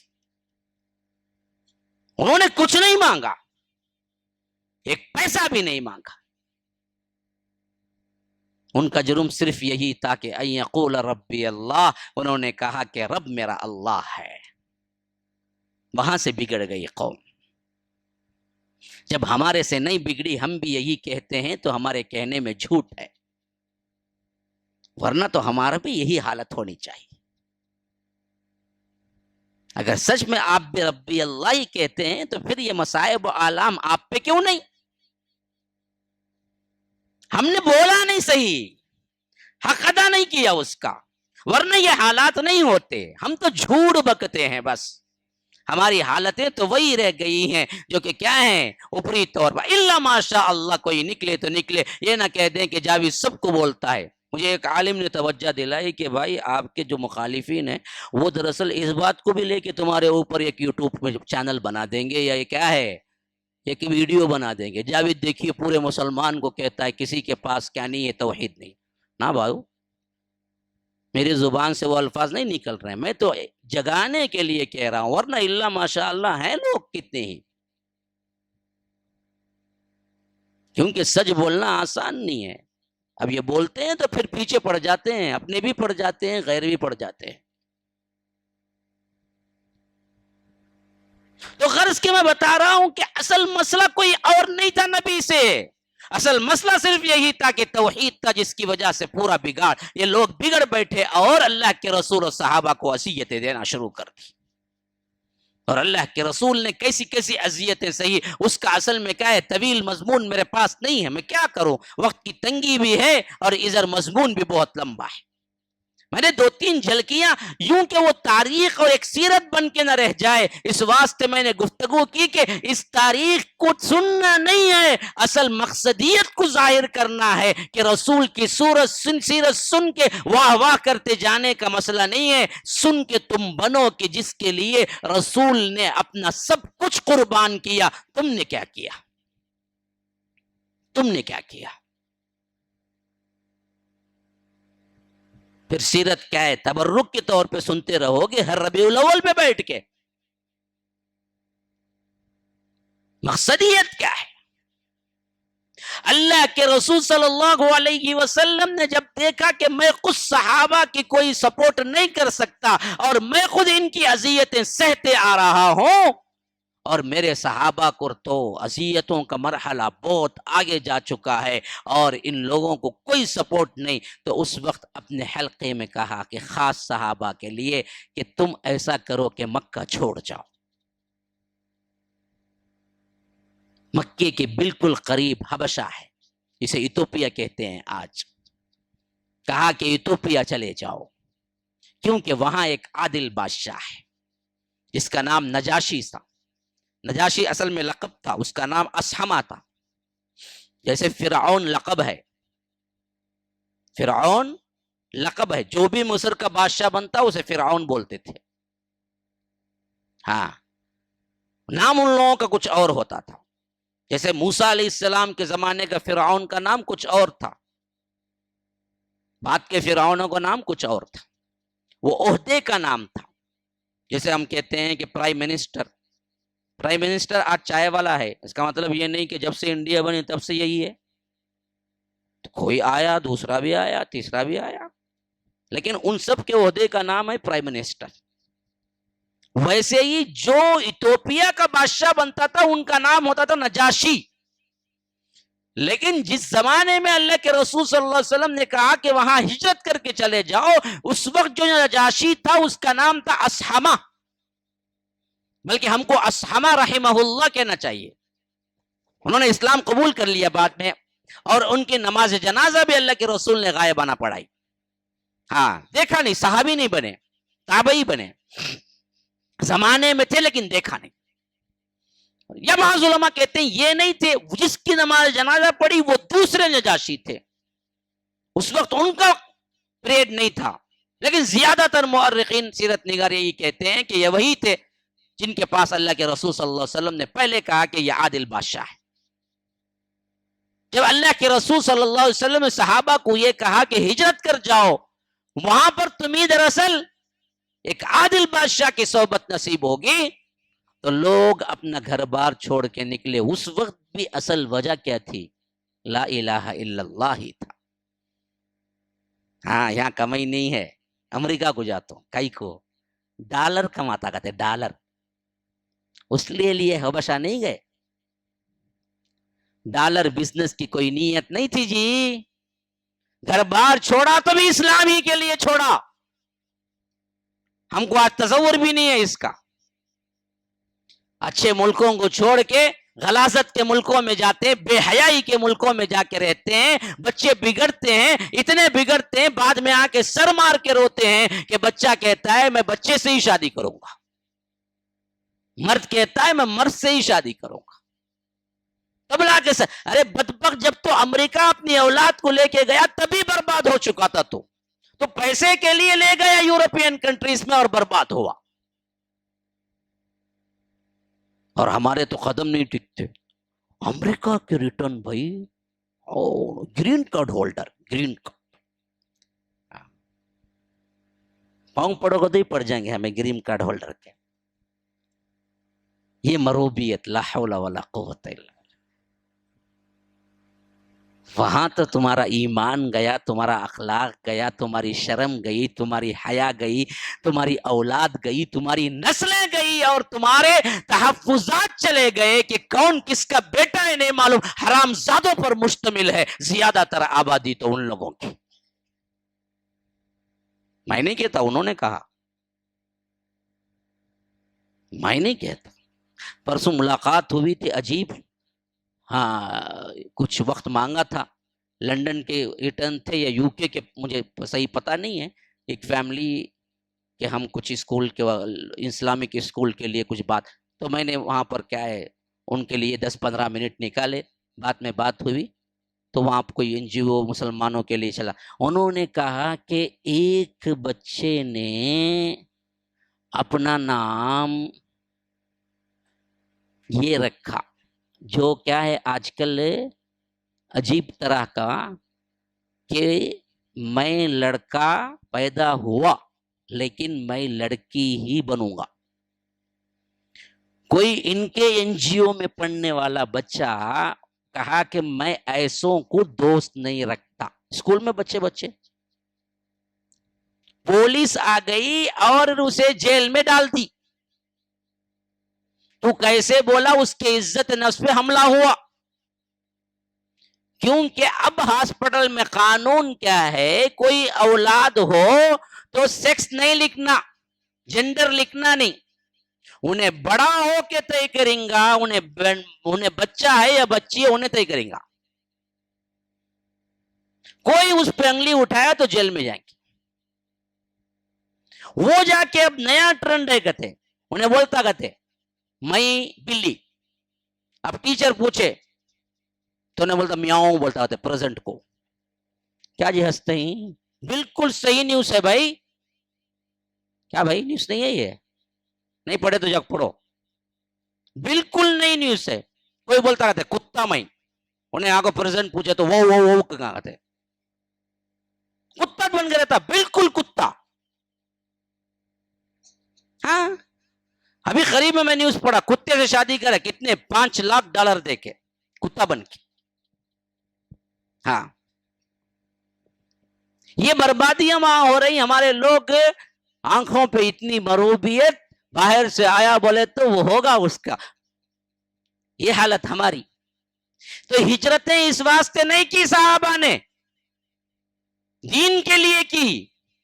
سب چھوڑا، کہا کہ جاؤ حبشہ. چلے گئے. پہلی مرتبہ جو گئے 5 نبوت کا زمانہ رجب کا مہینہ تھا. سیرت کے نوٹ کرنے والے کریں، سیکھنے والے سیکھیں اس سے.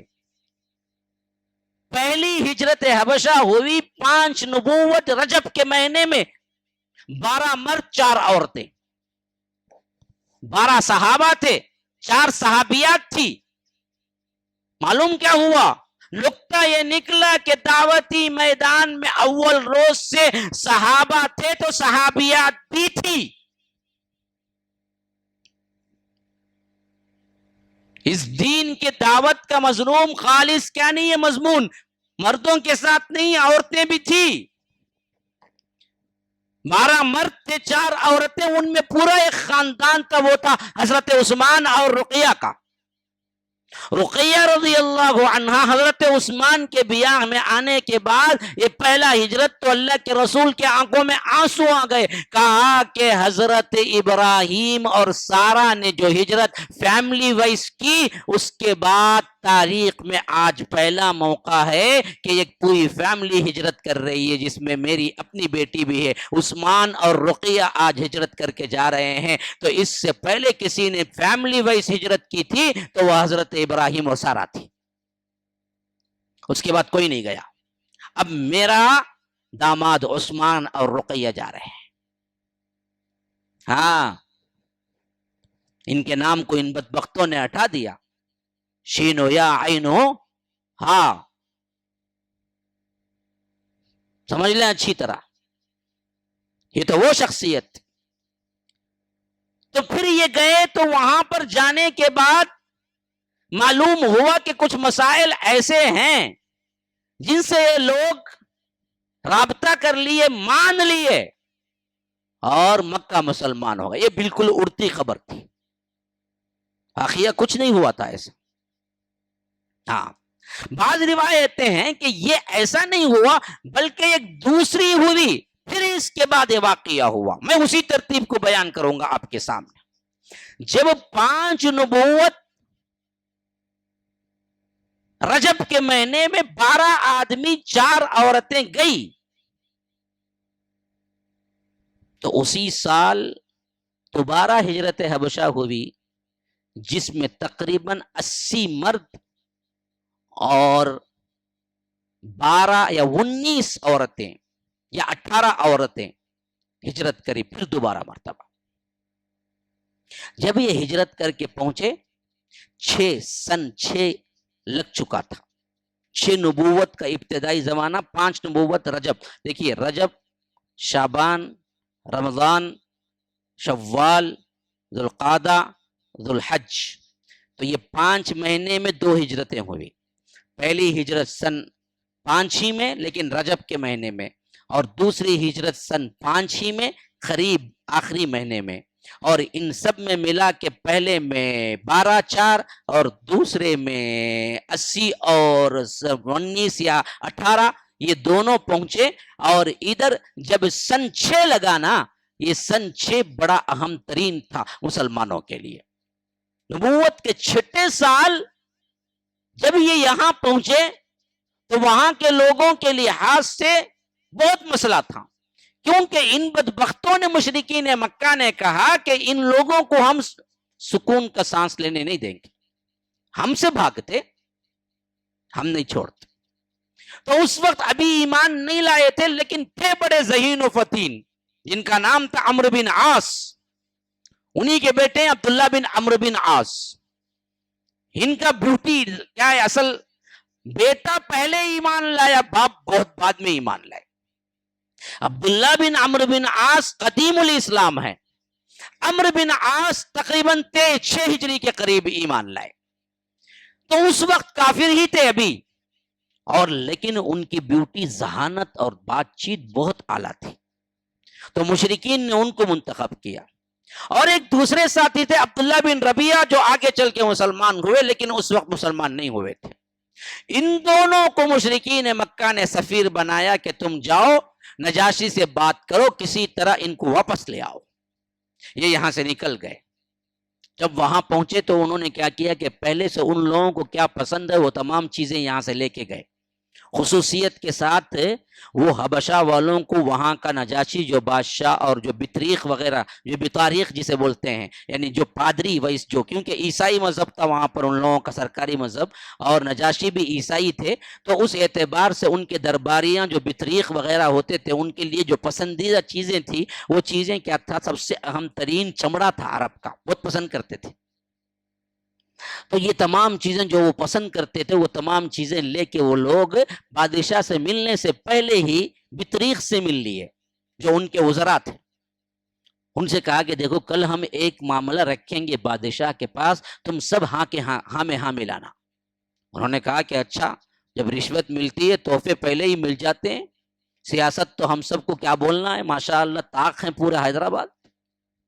ہاں، تو وہ لوگ پہنچا دیے سب بطاریق کے پاس سب چیزیں، وہ خوش، کل جو بھی ہوگا فیصلہ، جو بھی بولیں گے یہ دونوں، ہم بولیں گے ہاں ہاں ہاں ہاں۔ اب یہ لوگ آگے دربار میں بیٹھے تو وہ پہلے سے مقدمے کے طور پر بات پہنچا چکے تھے کہ ہم اپنے خاص نوجوانوں کے سلسلے میں بات کرنے آئے۔ نجاشی جب سیٹ پہ بیٹھ چکا تو اس نے کہا کہ بلاؤ، اور عمرو بن عاص ایسی شخصیت تھی کہ پہلے سے دربار میں اور پہلے سے کیا ہے روابط تھے ان لوگوں سے۔ اس نے مسکرا کے کہا کہ اتنے مدت بعد آئے ہیں آپ؟ ہاں ہاں، کچھ کام تھا۔ گویا کہ نجاشی سے بھی تعلقات تھے، ہاں اس زمانے کے اعتبار سے گویا سفیر تھے۔ اچھی بات چیت شروع ہوئی، تحفے تحائف پیش ہوئے ماشاء اللہ سے۔ اب مدعے کی بات ہوئی کہ مسئلہ کیا ہے، تو انہوں نے کہا کہ بادشاہ ہمارے کچھ بیوقوف نوجوان، دیکھو یہ بیوقوف نوجوان لگتا کسے معلوم، جو واقعتاً کام کرتا، کام کرتے اور کوئی بولتا دیوانہ تو سمجھ جاؤ تم نے صحیح کام کیا۔ یہ توحید کے قدموں کے راہ میں، ان قدموں کی راہ میں خاص طور پر اس کی وہ راہ جو اصل ہے، توحید کو بے ببانگ دول پیش کرنا، پہلا لقب ملے گا دیوانہ ہوگا جی میں نے۔ کیا جی کچھ بھی سوچتا نہیں ہے، بی بچوں کا سوچتا نہیں ہے، معاش کا سوچتا نہیں ہے، لوگوں کیا بولیں گے سوچتا نہیں ہے، خالی توحید، دعوت دعوت، ان کے کیا کی ہوگا جی، اسے دیوانات بن گئے جی انہیں۔ وہ سمجھو لقب لگا تو پھر آپ صحیح ہے۔ یہ سب سے پہلا لقب صحابہ کو لگا۔ تو انہوں نے کہا کہ ہمارے کچھ دیوانے بچے نوجوان، اے بادشاہ ہمارا تو مذہب چھوڑے لیکن آپ کے مذہب میں بھی داخل نہیں ہوئے۔ یہ کیا تھا؟ آگ پوتیل، ہاں یہ جلتی پوتیل کا کام کرنا تھا۔ یہ ہمارے بھی ہوتے اندر کے باتاں، بولتا بولتا ایک چٹکلا ایسا چھوڑتا، جی میں اس واسطے نہیں بولتا جی میرا مخالف، انہیں تمہارا بھی مخالف جی میں سنا، اسے بولتے ہی انہیں پک جاتا، انہیں ہاں برابر بولا رہے انہیں۔ وہ یہ چیزاں بہت قدیم ہیں، یاد رکھو۔ انہوں نے کہا کہ بادشاہ انہوں نے ہمارا دین تو چھوڑا ہی چھوڑا، لیکن آپ کے دین میں بھی داخل نہیں ہوئے، عیسائیت میں بھی کوئی نیا دین ہے جس کو لے بیٹھے، اور ہم نے سمجھایا تو ان لوگوں نے کیا کیا، بھاگ کے یہاں آ گئے۔ بس ریکویسٹ یہ ہے کہ ان کو آپ واپس کر دیجئے، کیونکہ ان کے باپ چچا ماموں وغیرہ سب پریشان ہیں، گھر سے بچہ غائب ہو گیا تو پریشان ہوں گے، ہم لے جا کے ان کے گھر والوں کو سپرد کر دیں گے، بس اتنی سی بات ہے ہماری۔ لیکن اللہ کے رسول صلی اللہ علیہ وسلم پہلے ہی کہہ چکے تھے کہ یہ عادل بادشاہ ہے، اگر کوئی اور ہوتا تو ان کا جو معاملہ تھا، روابط تھے، اس حیثیت سے بات سنتا واپس کر دیتا، لیکن نجاشی نے کہا کہ نہیں، جو مخالف فریق جس پہ تم الزام لگاتے ہو اس سے بھی میں بات کروں گا، دونوں سے بات کر کے فیصلہ کروں گا، تم رکو یہیں پر۔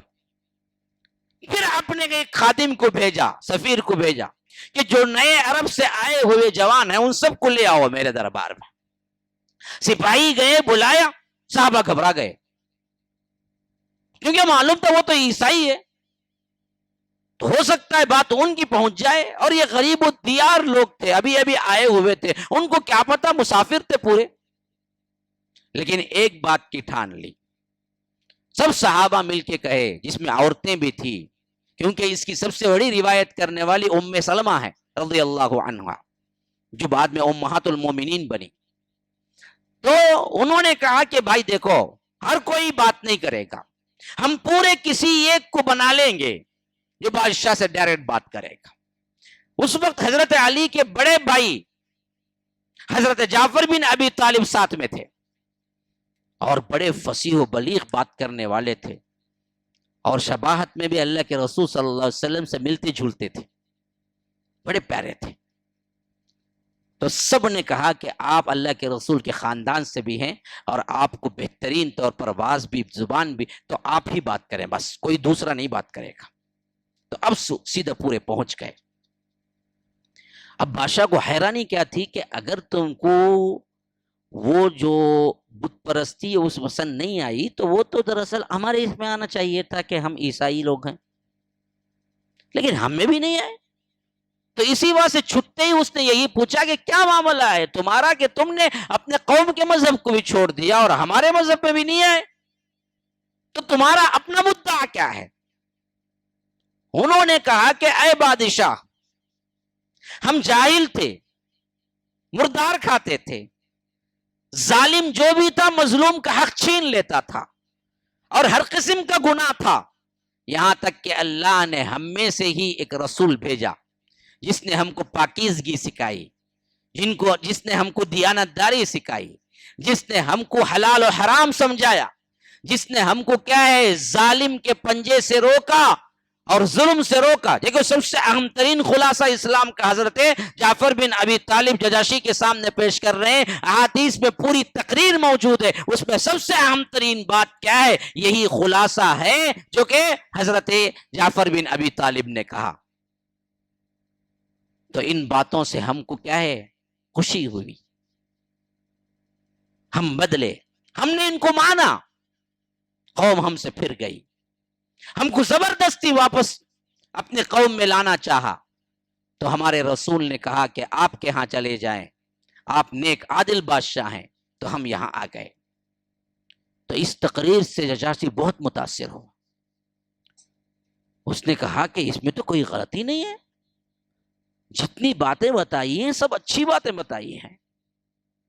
تو اس نے کہا کہ دیکھو، میں تمہارے ساتھ نہیں رہ سکتا، وہ اپنے خوشی سے میرے ملک میں آئے ہیں اور میرے ملک میں امن سے رہنے کے لیے تیار ہیں، تو میں آپ کے سپرد کیوں کروں؟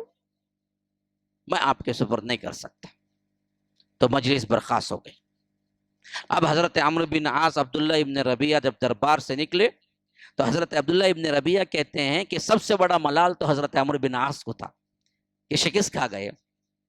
تو انہوں نے اپنے ساتھی سے کہا کہ کل ایک ایسا مسئلہ لے آ کے چھوڑوں گا، یہ پھنسیں گے۔ عبداللہ بن ربیعہ کہتے ہیں کہ میں نے کہا کہ بھائی چھوڑو، ایک مرتبہ تو ہم نے کوشش کی لیکن کچھ نہیں ہوا، پھر بھی کچھ بھی کہو، یہ تو ہمارے دور دراز کے رشتہ دار ہی تھے۔ لیکن وہ ذرا پختے تھے، انہوں نے کہا کہ نہیں نہیں نہیں، پھنساتا ہوں میں۔ اب مسئلہ یہ ہو گیا کہ انہوں نے کہا کہ آپ جس مریم کو جس عیسیٰ کو آپ مانتے ہیں ذرا ان کا عقیدہ سنو، یہ گستاخی ہیں ان کے، جیسے ہمارا مسئلہ ہوتا ہے، ہم اولیاء کے گستاخ نہیں، ہم حقیقت صحیح بتاتے ہیں، لیکن یہ بدبخت عوام میں پھیلاتے ہیں یہ عبد القادر جیلانی کے گستاخ ہیں۔ جی اگر بدبخت تو گستاخ ہے، ہم کہاں گستاخ؟ ہم تو پوری زندگی وہی کہتے رہے جو وہ کہتے رہے۔ ہاں ہم کہتے ہیں کہ خدا نہ بناؤ، نبی نہ بناؤ، وہ اللہ والے ایک اچھے انسان ہیں، ایک ولی ہیں، وہ تو ہم بھی مانتے ہیں، لیکن یہ کہتے ہیں یہ گستاخ اولیاء ہیں۔ عوام کیا نہیں کرتی، جج نہیں کرتی، سمجھتی نہیں، انہیں جو بولتا وہی اندھی پٹی باندھ کے ہو انہیں گستاخ اولیاء ہیں، حالانکہ گستاخ اولیاء تو تم ہو پہلے۔ ہاں کتنے ولیوں کو تم نے ہجڑا بنا کے چھوڑ دیا جی، میں واقعات بولوں تو حیران رہ جائیں، ایسا بھی لکھتا کہ کوئی بولیں گے، لیکن لکھے ہوئے ہیں ایسے ہی، میرے پاس وہ وقت نہیں ہے، پہلے ہی سے کہاں پہنچوں، ابھی تک 4-6 سال میں ہوں میں، پھر اس کے بعد یہاں کے 10 سال حافظ صاحب، پھر وہاں کے 10 سال، ہاں کرنا کیا کرے، آپ پھر بولیں گے پھر ختم نہیں کرے شیخ، پھر نہیں ختم کرے، ہم کیسے ختم کریں گے، وقت ہی نہیں مل رہا ہے۔ آپ صاحب بولتے ہیں کہ ایک جج بھی ہو ختم کرتے ہیں آپ، ہم جو مضمون دیتے ہیں۔ اب ایک مرتبہ کیا کرنا، حافظ صاحب کو بٹھا دینا، اب مضمون مکمل کر دو۔ اب میں کیا کروں، ادھر ادھر کچھ الفاظ، کچھ چیزیں جو اہم ترین نصیحتیں وہ نہ بولوں تو پھر تو کیا ہے، اصل مدعا ہی رہ جائے گا۔ پھر بھی کوشش کرتا ہوں شاید مکی زندگی تک تو پہنچ جاؤں مکمل، مدنی زندگی تو بڑی مشکل ہے، ابھی 8:15 ہو گئے، میں پاؤں گھنٹہ اور بولوں گا، 8:30 تک برابر ہے نا، ٹھیک۔ ہاں تو اب یہاں پر معاملہ کیا ہوا کہ انہوں نے ایک بہت اہم ترین ایموشنل ایشو اٹھا دیا۔ انہوں نے کہا کہ ان لوگوں کو آپ بلا کے پوچھیں کہ حضرت عیسیٰ کے متعلق کیا عقیدہ ہے، اور جب یہ نکلے تھے نا جی، اللہ کا کرنا دیکھو، تبھی نیا نیا سورہ جو نازل ہوا تھا وہ سورہ مریم تھی، جو حضرت جعفر حفظ کر کے آئے تھے۔ صحابہ کا معمول کیا تھا کہ جو وحی ہوتی وہ حفظ کر لیتے تھے، اور جیسے ہی وحی ہوتی اللہ کے رسول صلی اللہ علیہ وسلم بھی کیا کرتے تھے، صحابہ کو بلا لیتے تھے کسی جگہ، اور جب تک اعلان عام نہیں ہوا تھا چھپے چھپے دار ارقم ایک پہاڑی کے یعنی یوں سمجھو کہ مکے کی سطح سے بہت اوپر ایک پہاڑی پہ ایک گھر تھا۔ وہ کن کا گھر تھا؟ اس صحابی کا نام تھا ارقم بن ابی الارقم مخزومی، ان کا گھر تھا۔ یہ مکے کی سطح پہ نہیں تھا بلکہ کچھ اونچائی پہ تھا، جہاں سے آواز یا بات چیت جانے کا خطرہ نہیں تھا، اور عمومی طور پر ان کی نگاہ میں بھی نہیں آتا تھا۔ تو اللہ کے رسول صلی اللہ علیہ وسلم 3 سال کے بعد جب اعلان کیے، 4ویں سال، تو صحابہ کو جمع کر کے میٹنگ کرنا یا بولنا یا سکھانا، سب سے اہم ترین چیز تعلم یعنی سکھانا تھا، تعلیم قرآن تھا، تو وہاں جمع کرتے تھے جہاں یہ گھر تھا، جسے بعد میں تاریخ میں دار ارقم کہہ دیا گیا۔ دار مطلب گھر، ارقم حضرت ارقم ان کا گھر، دار ارقم پہلا مرکز تھا جو اسلام میں بنا۔ تو یہاں پر اللہ کے رسول صلی اللہ علیہ وسلم صحابہ کو بلاتے تھے، جب بھی وحی ہوتی، جو وحی کے الفاظ ہوتے، اللہ کے رسول صلی اللہ علیہ وسلم صحابہ کو بلا لیتے تھے، اور اس وحی کے الفاظ کو ایک طبقہ تو وہ تھا جو یاد کرتا تھا، ایک طبقہ تو وہ تھا یاد کرنے کے بعد پھر ان کے الفاظ کو بھی سمجھتا تھا، اور حالانکہ وہ عربی تھے وہ سمجھتے تھے، لیکن پھر بھی اس کی تعلیم کے جو نکات، جو حکمت تھی، وہ اللہ کے رسول صلی اللہ علیہ وسلم سکھاتے تھے۔ جب یہ ہوتا تو رات گزارتے تھے، تو وہ پورا طبقہ ساتھ میں نماز میں بھی پھر وہی قرآن دہراتا تھا۔ ایسی تربیت ہوئی تھی صحابہ کی، یاد رکھو۔ خالی کھیل نہیں تھا کہ ممبر بن جاؤ اس کے بعد چندہ دے دو، مہینے میں مسئلہ ختم، تم ہمیشہ رہو گی جماعت میں۔ یہ جو جماعت تیار ہوئی تھی چندے پہ نہیں تھی، ممبر پہ نہیں تھی، بڑے مضبوط تعلیم پہ تیار ہوئی تھی صحابہ کی جماعت۔ اسی لیے اللہ کہتا ہے کہ یا ایھا المزمل قم اللیل الا قلیلا نصفہ او انقص منہ قلیلا او زد علیہ ورتل القرآن ترتیلا انا سنلقی علیک قولا ثقیلا ان ناشئۃ اللیل ہی اشد وطئا واقوم قیلا ان لک فی النہار سبحا طویلا۔ ہم جانتے ہیں کہ آپ پوری رات کھڑے رہتے ہیں، اوزد علیہ ورتل القرآن ترتیلا۔ ہاں نصفہ او انقص منہ قلیلا، آدھی رات یا آدھی رات سے کچھ کم یا زیادہ اے اللہ کے رسول آپ صحابہ کو لے کے نماز پڑھتے ہیں، نصفہ، آدھی رات، اور عشاء کا ابتدائی ٹائم یا آخری ٹائم بھی رکھ لینا جی، اس حساب سے تقریباً آدھی رات بنتی کیا ہے، 10 کا بھی حساب رکھ لیں، 11 12 1 2 3 کے زمانے میں آدھی رات وہاں کے حساب سے بنتی ہے۔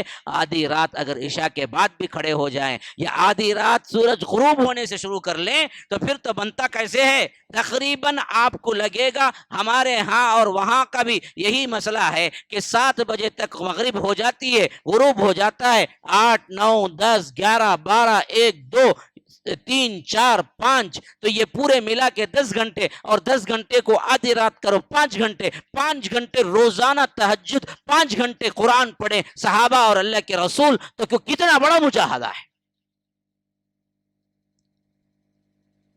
نصفہ، ہاں آپ مکی صورتیں پڑھ جائیے، یہ تمام اشارے ملیں گے جس میں اللہ کہتا ہے ان ربک یعلم انک تقوم ادنی من ثلثی اللیل ونصفہ وثلثہ وطائفۃ من الذین معک، تیرا رب جانتا ہے، ان ربک یعلم، اللہ کے رسول آپ کی ایکٹیویٹیز میری نظر میں ہیں، آپ کیا کچھ کر رہے ہیں اس دین کے لیے، ان ربک یعلم انک تقوم ادنی من ثلثی اللیل ونصفہ، ایک تہائی رات یا پوری رات کھڑے ہوتے ہیں، آدھی رات کھڑے ہوتے ہیں، ونصفہ وثلثہ وطائفۃ من الذین معک، اور ایک بہت بڑی جماعت، ایک طائفہ آپ کے ساتھ رہتا ہے، آپ اکیلے نہیں ہوتے، صحابہ کے ساتھ آپ تہجد آدھی آدھی رات تک پڑھتے ہیں آپ۔ یہ مکی دور کا تھا ایک مرحلہ جس میں اللہ کے رسول نماز کی تربیت کے ساتھ ساتھ قرآن کی تربیت دیتے تھے، اور یہ تربیت وغیرہ سب کیا ہوتی تھی، اجتماعی ہوتی تھی، تاکہ صحابہ سمجھے بات کو، کہ قرآن سیکھتے تھے۔ تو حضرت جعفر اسی وقت مریم سیکھ کے آئے تھے، اور مریم یاد تھی انہیں، جب اس نے بلایا اور پہلا سوال ہی یہی رکھا کہ تم بتاؤ کہ مریم کے بارے میں اور موسیٰ عیسیٰ کے بارے میں عقیدہ کیا ہے، انہوں نے کہا کہ بادشاہ میں کیا کہوں اپنی زبان سے، ابھی ابھی جب ہم نکلے تھے ہمارے رسول پر جو آیات نازل ہوئی تھی وہ یہی مریم کی تھی۔ بعض روایتیں ہیں کہ انہوں نے کہا کہ اے بادشاہ، ہم ان کو اللہ تبارک و تعالی کی روح، پیغمبر اور سچا رسول مانتے ہیں، ہاں بیٹا نہیں مانتے۔ تو تب جا کے اس نے اپنے دربار سے ایک تنکا اٹھایا، اور ایک تنکا اٹھا کے کہا کہ لوگوں سنو، جو کچھ جعفر نے کہا ہے وہی صحیح ہے، کہ وہ اللہ کے روح اور وہ رسول اور وہ سچے ہیں اور کلمت اللہ ہیں، یہی اصل بات ہے، وہ اللہ کے بیٹے نہیں ہیں۔ انہوں نے جو بیان کیا اس عزت میں یہ تن کے برابر بھی اضافہ نہیں ہے۔ تو تاریخ جو بیٹھے ہوئے تھے غصے میں اوہ کیے، یعنی یہ کہ آپ نے بھی ان کی کیا ہے رائے مان لی۔ تو نجاشی نے کہا تم اوہ ہی کہو، بات یہی حق ہے، عیسیٰ بیٹے نہیں ہیں، عیسیٰ اللہ کے رسول ہیں، کلیمہ ہے اور روح اللہ ہے، وَكَلِمَتُهُ أَلْقَاهَا إِلَى مَرْيَمَ وَرُوحٌ مِّنْ، وہی ہیں۔ جب یہ بات ہو چکی تو اب جا کے نجاشی نے کہا کہ کوئی ایسی بات بھی ہے، جیسے موسیٰ پہ کیا ہے تورات اتری، جیسے عیسیٰ پہ انجیل اتری، ایسا کچھ کلام بھی تمہارے نبی پہ اترا؟ تو حضرت جعفر نے کہا کہ ہاں، ابھی جب ہم آ رہے تھے تازہ تازہ مریم اتری تھی، میں آپ کو پڑھ کے سناؤں؟ تو کہا کہ ہاں سناؤ۔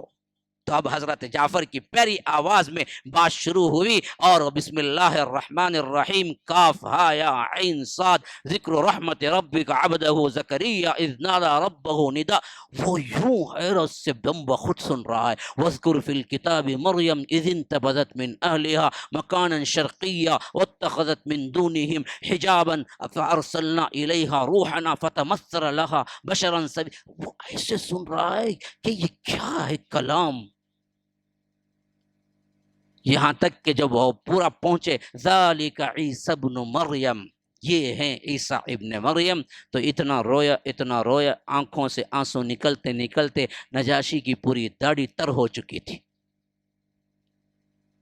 اس نے کہا کہ خدا کی قسم یہ کلام اور موسیٰ کا کلام ایک ہی جگہ سے نازل ہوا ہے, منبع ایک ہے. پھر اس کے بعد غصہ آ گیا. نجاشی نے کہا کہ اب یہ میرے ملک میں پورے حق سے رہیں گے, اگر ان پر کوئی گالی گلوچ یا کوئی بھی ٹھیس ایذا پہنچائے گا تو پھر ٹیکس ادا کرنا پڑے گا, جرمانہ ادا کرنا پڑے گا تم لوگوں کو. اور غصے میں کہا کہ یہ عرب کے لوگ جو کچھ بھی لائے ہیں تحفے تحائف سب کے سب واپس کرو اور ان کو بولو کہ نکلو باہر, راستہ ناپو.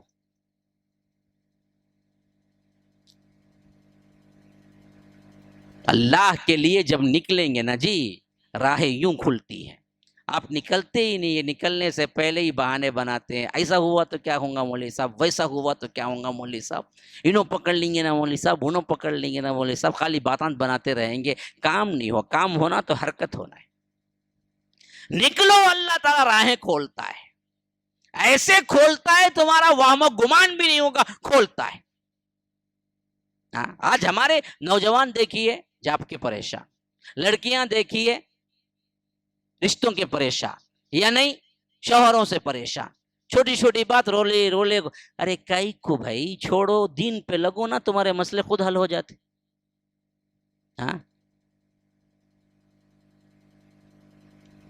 سسرال کا ظلم, ساس کا ظلم, فلاں کا ظلم, کیا ہو گئی بچی, کیا ہے ڈپریشن میں شکار ہوگی مولوی صاحب, اب دوا کھاری. کائی کو جی ڈپریشن میں گئی جب ساس کا ظلم بڑھا, سسرے کا ظلم بڑھا, یا ننن کا بڑھا, قرآن پڑھنا شروع کر دیتی, تم داعیہ اسلام بنتی, تم اپنے حساب سے کیا ہے دعوت دین شروع کرتی. اللہ ایسا ڈالتا ساس کے دل میں, سلامہ کرتی انہیں آ کے روزانہ اٹھ کے. کیا حفصہ بستے ہیں, کر کو دیکھو.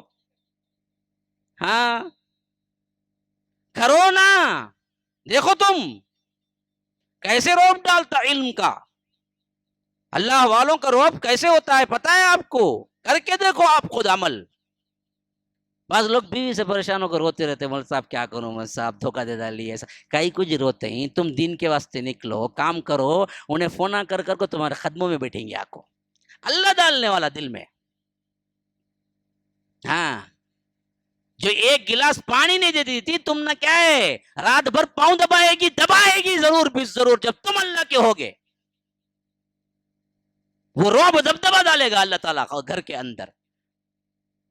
بچے یوں ادب کریں گے گویا کہ کیا ہے اپنے استاد کی بھی نہیں کرتے ہیں, ویسے کریں گے باپ کی ادب. لیکن جب باپ اللہ والا ہو, میں سطحی باتیں نہیں کرتا, میں نے آنکھوں سے دیکھا ہے تو بولا ہے, کیونکہ پوری مخلوق اللہ کی ہے.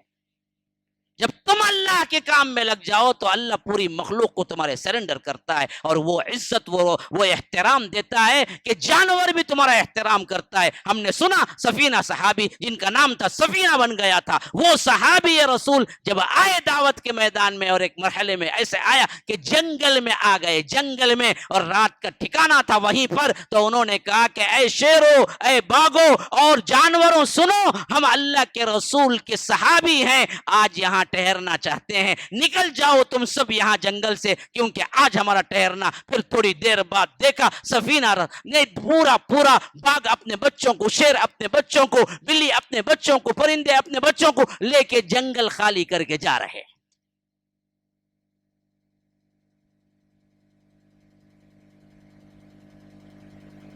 تم تو بنو نا اللہ والے, بن کے دکھاؤ نا, تمہارے مسائل نکل جائیں گے, تم مسائل سے نکل جاؤ گے. یہ دنیا کے مسائل کو تم نے بنا لیا کہ سر کا سب سے بڑا سر درد, تو اللہ نے حوالے کر دیا دنیا ہے کہ اسے نمٹاتے رہو, اسے نمٹاتے رہو, اسے ہی نمٹاتے. اسی لیے مجھے وہ دعا بڑی پیاری لگتی ہے جو صحابہ اللہ کے رسول صلی اللہ علیہ وسلم کیا کرتے تھے, وَلَا تُسَلِّطْ عَلَيْنَا مَن لَا يَخَافُكَ فِينَا وَلَا يَرْحَمْنَا. اے اللہ ہمارے اوپر ایسے کسی کو مسلط نہ کر دے جو بے رحم اور رحم کرنا نہ جانتا ہو, جو نہ ڈرتا ہو، ایسے ظالم کو ہم پر مسلط نہ کر جو نہ ڈرتا ہو نہ انسانیت پر رحم کرنا جانتا ہو. ایسے جتنے ظالم ساس ہیں اللہ سے تم یہ دعا کرو کہ ان کو میرے اوپر مسلط نہ کر، تو سسرا بھی غالب نہیں، ظالم کیا ہے ساس بھی غالب نہیں ہوتی. لیکن کر تو صحیح نا باوا، تو کرتے ہی نہیں نا. اور ایک جملہ ہے اسی دعا کا، اللہ کے رسول فرماتے وَلَا تَجْعَلِ الدُّنْيَا أَكْبَرَ هَمِّنَا، اے اللہ دنیا کے مسائل کو اتنا بڑا نہ کر دے کہ میں اسی کے لیے کیا ہے پریشان ہو جاؤں. میری نظر میں دنیا کے مسائل کو بڑا نہ کر. وَلَا تَجْعَلْ، دنیا کا کیا بھی ہو، کوئی بھی پریشانی ہو، بچہ بیمار، بیوی پریشان یا بیوی روٹھی ہوئی، ارے جاؤ جی میری نماز پہلے برابر ہو گئی تو بس ہے، اس کے بعد آگے دیکھتے ہو تم نہ بھائی. تمہیں رو لے کو بیٹھو ابھی ایک آدھا گھنٹہ بیٹھو، مجھے کیا ہی مسئلہ نہیں، میں جا تو نماز پڑھ لے کو، چائے پی لے کو، آگے دیکھتا ہوں، پھر تب رو لے کو رہے تو بول تو رو نہ کو جی بول کو، اب پریشان کرو نا، اب نماز کا ٹائم جاتا ہے. ایسا بنو. ہاں وَلَا تَجْعَلِ الدُّنْيَا أَكْبَرَ هَمِّنَا، دنیا کا سامان، دنیا کی پریشانیاں اے اللہ مجھے بڑا نہ کہتا، حقیر ہے سب. اصل میں صحابہ کے راز خوشی کا بھی یہی تھا بھائی، ان لوگوں نے دنیا کبھی سر پہ چڑھائی ہی نہیں، اصل تو وہی تھا. ان کے تمام مسائل دین کے تھے، دنیا میں کچھ نہیں تھا. اللہ نے بھی انہیں دیا دیا دیا، اور ہم نے دنیا ہی کو سب کچھ سمجھ کے بیٹھ گئے، بس اس کے علاوہ کوئی چیز کہیں نہیں جاتی، خالی دنیا. تو ہم اللہ نے کیا کیا، حوالے کر دیا، جا اسی کے پیچھے جا.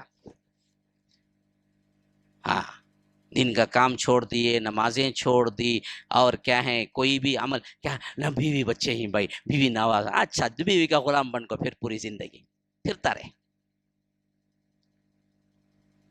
نکل پھر دیکھ اللہ کیسے کیسے نوازتا تجھے.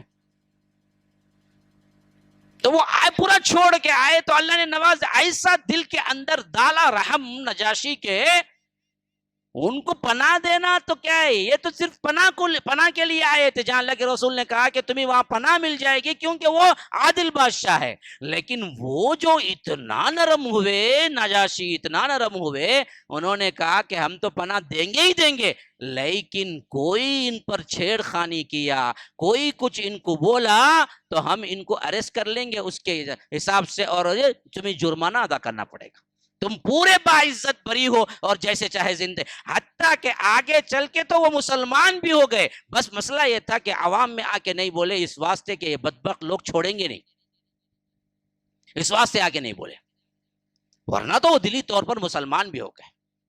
اسی بات سے تو حضرت ام سلمہ کا نکاح کے سلسلے میں اللہ کے رسول نے انہی کو وکیل بنایا کہ تم ہی پڑھا دو میرا نکاح.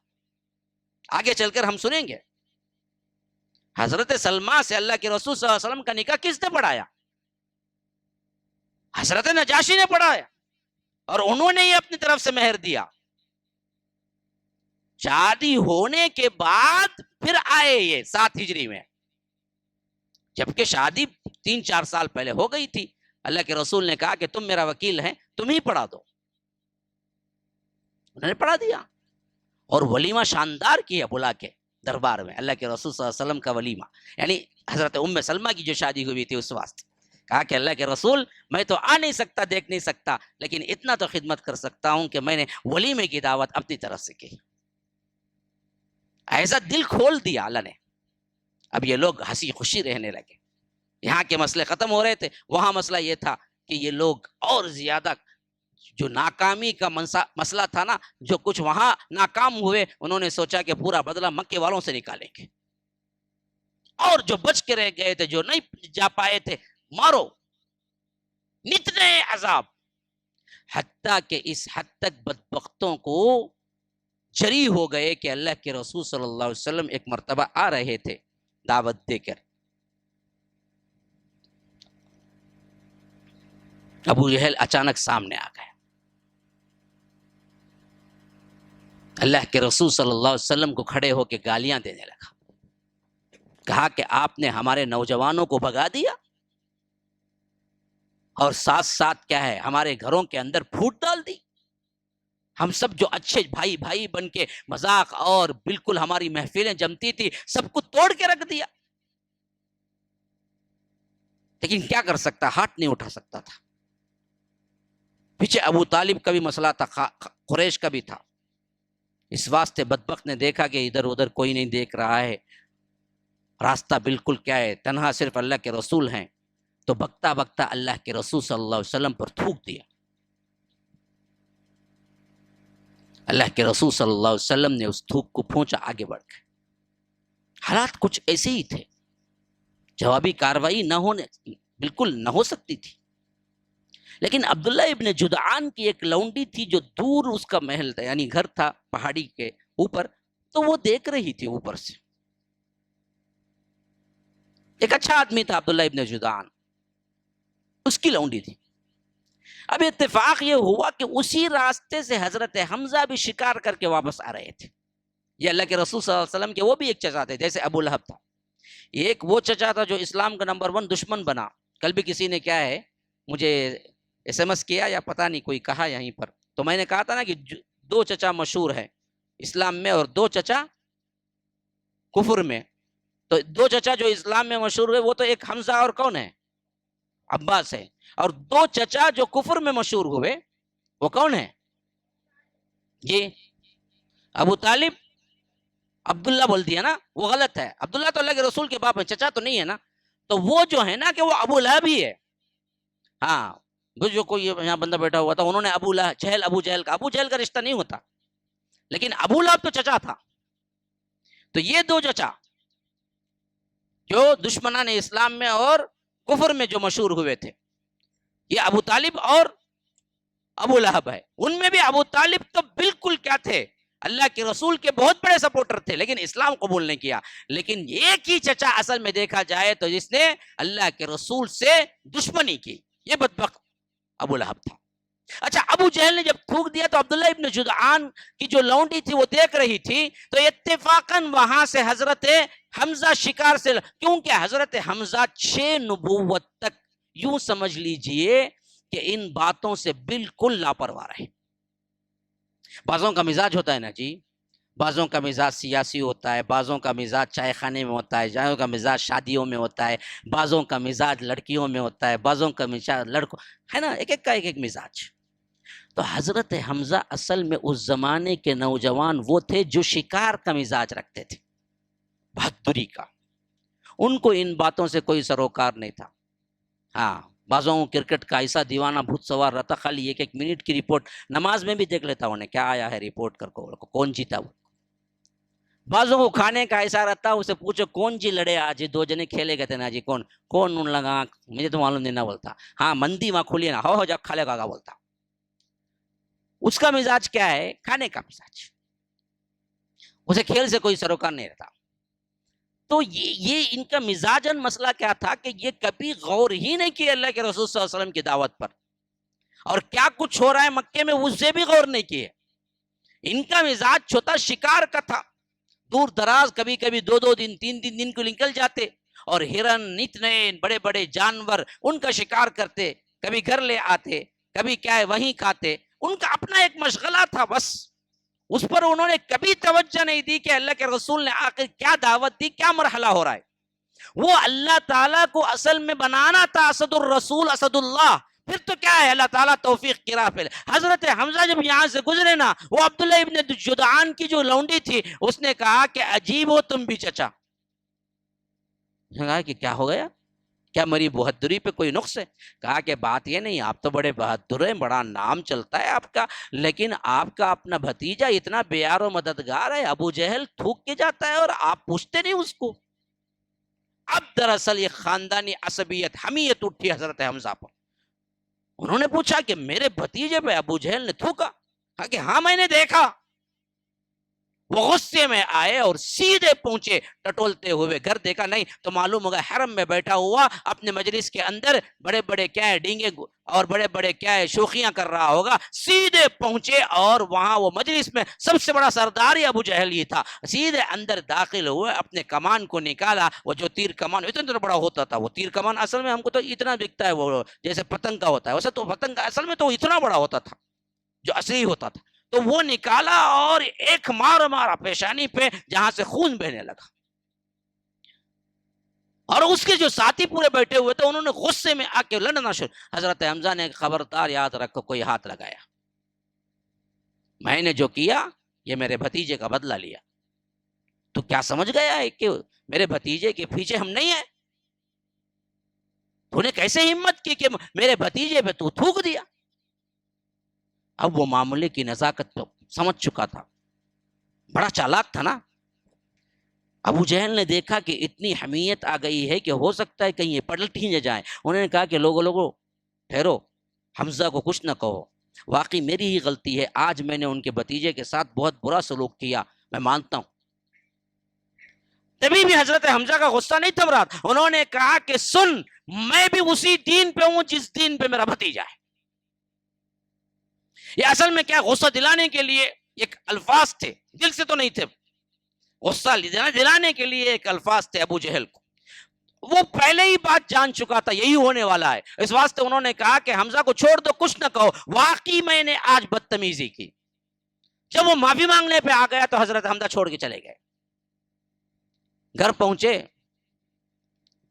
آرام کا وقت تھا، رات کو کہتے ہیں کہ میں سوچنے لگا میں نے بھی کیا کہہ دیا، حضرت حمزہ کہتے ہیں کہ میں سوچنے لگا میں نے بھی کیا کہہ دیا، میں کہاں قریش کہاں، میں سردار، میں محمد الرسول اللہ کا چچا، میں ان کے دین پہ آ جاؤں؟ ارے یہ تو میں نے غصے میں بات کہہ دی، میں کیسے پلٹ سکتا ہوں؟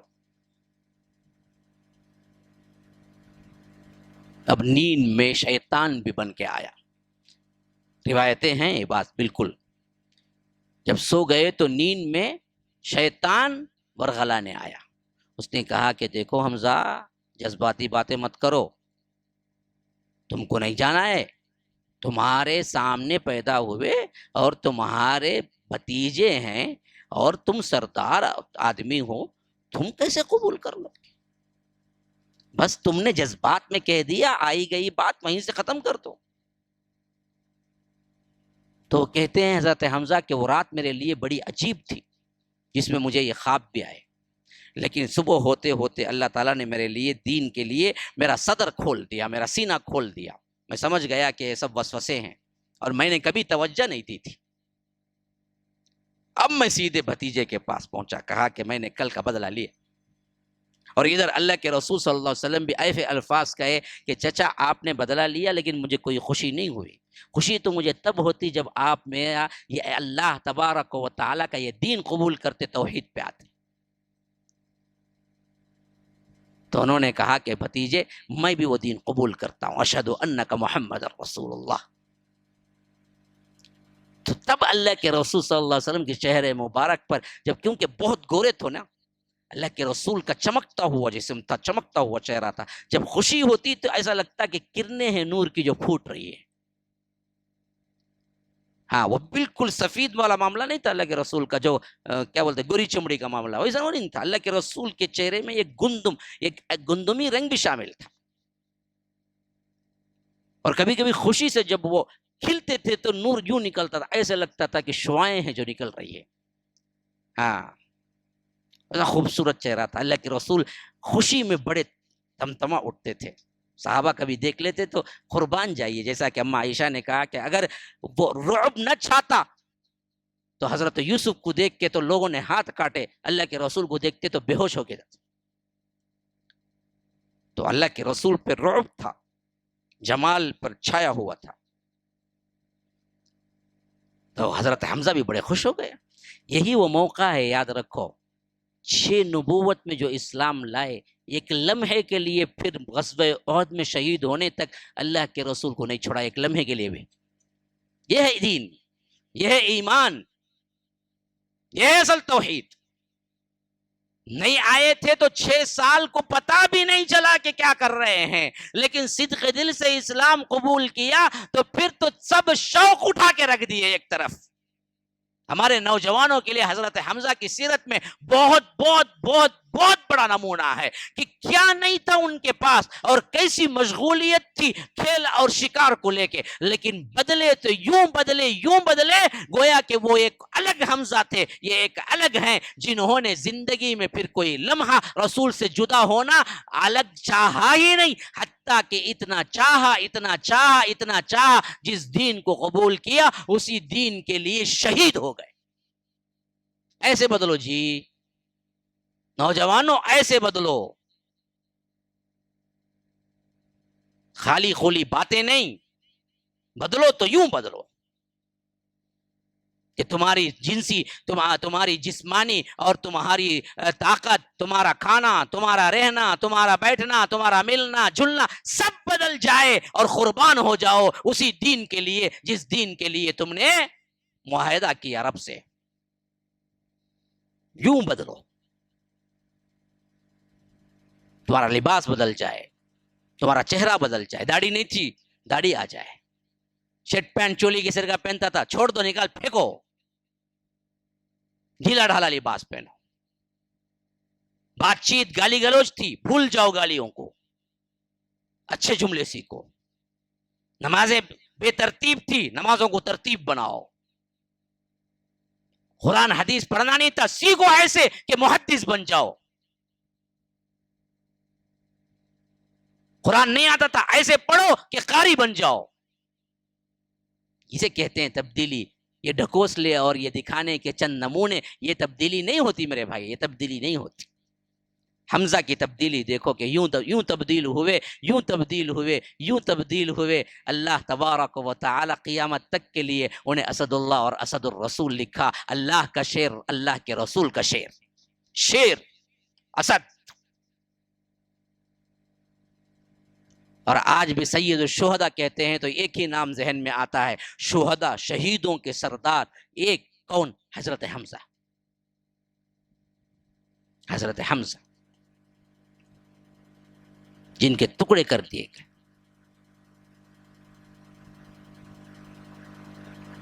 تو یہ یوں ہوا، یہ یہاں پہنچے، اللہ کے رسول صلی اللہ علیہ وسلم کے پھر ساتھ رہنے لگے، تو اللہ کے رسول کو حضرت حمزہ کے ایمان لانے کے بعد خود اسلام کو بہت بڑی تقویت ملی۔ جتنا کچھ یہ بے یار و مددگار سمجھ کے جماعت کو نقصان پہنچاتے تھے، مشرکین مکہ کے اندر ایک طرح کی کمزوری شروع ہو گئی، ارے اب تو کیا ہے، حضرت حمزہ ان کے ساتھ ہے، اور انہوں نے بھی کہہ دیا کہ اللہ کے رسول اگر یہ لوگ کچھ نہ کچھ کریں، اگر یہ لوگ بیجا آڑے آئیں گے تو پھر تو کیا ہے، ہم بھی خاموش نہیں بیٹھیں گے۔ اللہ کے رسول صلی اللہ علیہ وسلم دار ارقم میں تھے کہ اچانک پکار ہوئی 3 دن بعد، بالکل 3 دن بعد، اس واقعے کے 3 دن بعد اللہ کے رسول زار ارقم میں ہیں، حضرت حمزہ ساتھ میں ہیں، تو اچانک شور اٹھا۔ شور کیا تھا؟ عمر آ رہے ہیں، عمر آ رہے، 6 نبوت، یاد رکھو 6 نبوت ہی ہے حضرت عمر کا بھی اسلام، حضرت حمزہ کے 3 دن بعد اسلام قبول کیے، تو اچانک شور اٹھا، عمر آ رہے ہیں، عمر۔ بعض صحابہ نے کہا کہ عمر آ رہے ہیں تو ضرور کوئی نہ کوئی کیا ہے، قتل کا منصوبہ یا کچھ نہ کچھ ہوگا، کیونکہ ان کی اسلام مخالفت دشمنی سب کو معلوم تھی۔ وہ اپنے بہنوی کو اتنا مارتے تھے کہ لوگ پریشان ہو جاتے تھے، کیونکہ بہنوی پہلے مسلمان ہوئے، سعید ابن زید، اور بہن فاطمہ بھی پہلے مسلمان ہوئی تھی، اور سعید ابن زید تو عشرہ مبشرہ میں تھے پہلے سے۔ ہاں، تو اب لوگوں نے کہا کہ یہ تو دراصل کوئی اچھی نیت سے نہیں آئیں گے، عمر تو آ رہے ہیں تو پھر تو ہم کو بھی چوکنا ہونا پڑے گا۔ اب اس وقت حضرت حمزہ آئے سے دیکھو، کہا کہ اگر اپنی اچھی نیت سے آئے ہیں تو ہم بھی خاموش ہیں، اگر وہ بری نیت سے آئے ہیں تو پھر ہم انہی کی تلوار سے ان کی گردن اڑا دیں گے، آنے دو۔ اللہ کے رسول صلی اللہ علیہ وسلم کو ایک طرح کی بھنک تھی کہ عمر کیسے مزاج کے، اسی واسطے کہا کہ عمر آتے ہیں تو آنے دو۔ اس وقت ساتھ میں کیا تھے؟ ان کے بہن بھی سعید ابن زید بھی تھے، اور ان کے بہن حضرت فاطمہ بھی تھی، اور ساتھ میں حضرت خباب بھی تھے، تو ان کو مسلمان بنانے میں بہت بڑا ہاتھ تھا۔ وہ تینوں جب اندر داخل ہوئے تو سب تو وہیں رک گئے۔ اللہ کے رسول صلی اللہ علیہ وسلم نے حضرت عمر سے کہا کہ آپ آئیے۔ جب حضرت عمر بالکل قریب آ گئے تو اللہ کے رسول نے یوں پکڑا، اللہ کے رسول نے یوں پکڑا محبت سے حضرت عمر کو، کہا کہ عمر ابھی بھی وقت نہیں آیا ہے کہ تم اسلام لے آؤ؟ کہا کہ اللہ کے رسول اسلام لینے کے لیے آیا۔ اللہ کے رسول نے کہا کہ اللہ اکبر، نعرہ تکبیر جب اللہ کے رسول نے بلند کیا، پورے صحابہ مل کے نعرہ تکبیر، ایسے لگا کہ گویا کہ پورا مکہ مسلمان ہو گیا ہے، پورے مکے میں گونج اٹھی، اور اللہ کے رسول کا چہرہ خوشی سے تمتما اٹھا۔ دو بڑے سپوتوں کو، دو بڑے اہم ترین کردار کو اللہ تبارک و تعالی نے ہدایت کی توفیق نصیب کی، تو جماعت بڑی مضبوط بن گئی، اور یہ لاتے ہی کہا کہ اللہ کے رسول ہم کیوں چھپ کے نماز پڑھیں؟ کیا ہم حق پہ نہیں ہیں؟ کہا کہ حق پہ ہیں۔ کیا وہ لوگ باطل پہ نہیں ہیں؟ کہا کہ باطل پہ ہیں۔ پھر تو آپ اجازت دیں ہم علل اعلان حرم میں نماز پڑھیں گے۔ اللہ کے رسول صلی اللہ علیہ وسلم کو یہ ادا بہت پسند آئی، کہا کہ ہاں پڑھیں گے۔ کہا کہ پھر تو کیا ہے، دو ٹکڑی بنیں گے، اور ایک ٹکڑی حضرت حمزہ کی رہے گی، ایک ٹکڑی میری رہے گی۔ جب پہلی ٹکڑی نماز ادا کرے گی تو دوسری ٹکڑی حفاظت کے لیے کھڑے رہے گی، اور دوسری ٹکڑی پڑے گی تو پہلی ٹکڑی حفاظت کے لیے۔ اب علل اعلان دار ارقم سے نکلے پورے صحابہ، ایک ٹکڑی کی کیا ہے جماعت کی حفاظت کے لیے حضرت حمزہ ایک طرف، حضرت عمر، اور علل اعلان نکل کے جا رہے ہیں حرم کی طرف۔ تو پورے پریشان، یہ کیا ہو گیا ہے کہ دو طرف دو بڑے بڑے سورما آگے چل رہے ہیں، مجال ہے کسی کی کہ کوئی ٹیڑھی نگاہ سے بھی صحابہ کو دیکھے۔ حرم پہنچے اور اللہ کے رسول نماز شروع کی تو پہلی ٹکڑی پڑی تو دوسری حفاظت کے لیے، دوسری پڑی تو پہلی حفاظت کے لیے، اس طرح علل اعلان نماز پڑھ کے نکلے۔ اللہ کے رسول خوشی سے اپنا چہرہ تمتما اٹھا اور کہا کہ عمر تم عمر نہیں ہو، تم عمر الفاروق ہو، تم نے فرق کر دیا، اسلام اور کفر میں تم نے امتیاز قائم کر دیا۔ هذا وباللہ التوفیق، صلی اللہ وسلم علی نبینا محمد۔ اسأل اللہ لی ولکم ولسائر المسلمین من کل ذنب فاستغفروه انه هو الغفور الرحیم۔ السلام علیکم ورحمۃ اللہ وبرکاتہ۔ باقی ویسے ہی رہ گئی ہے، اب ہم کیا کریں؟ ہم نے بھی کوشش کی ہے، وقت بھی زیادہ ہے، اور دوسرے لوگ بھی ہیں، دور سے بھی آنے والے ہیں۔ انشاءاللہ وعدہ ہے، وعدہ ہے، ہاں؟ اگلا کبھی بھی موقع ملے تو اس کو ہم کنٹینیو کریں گے انشاءاللہ۔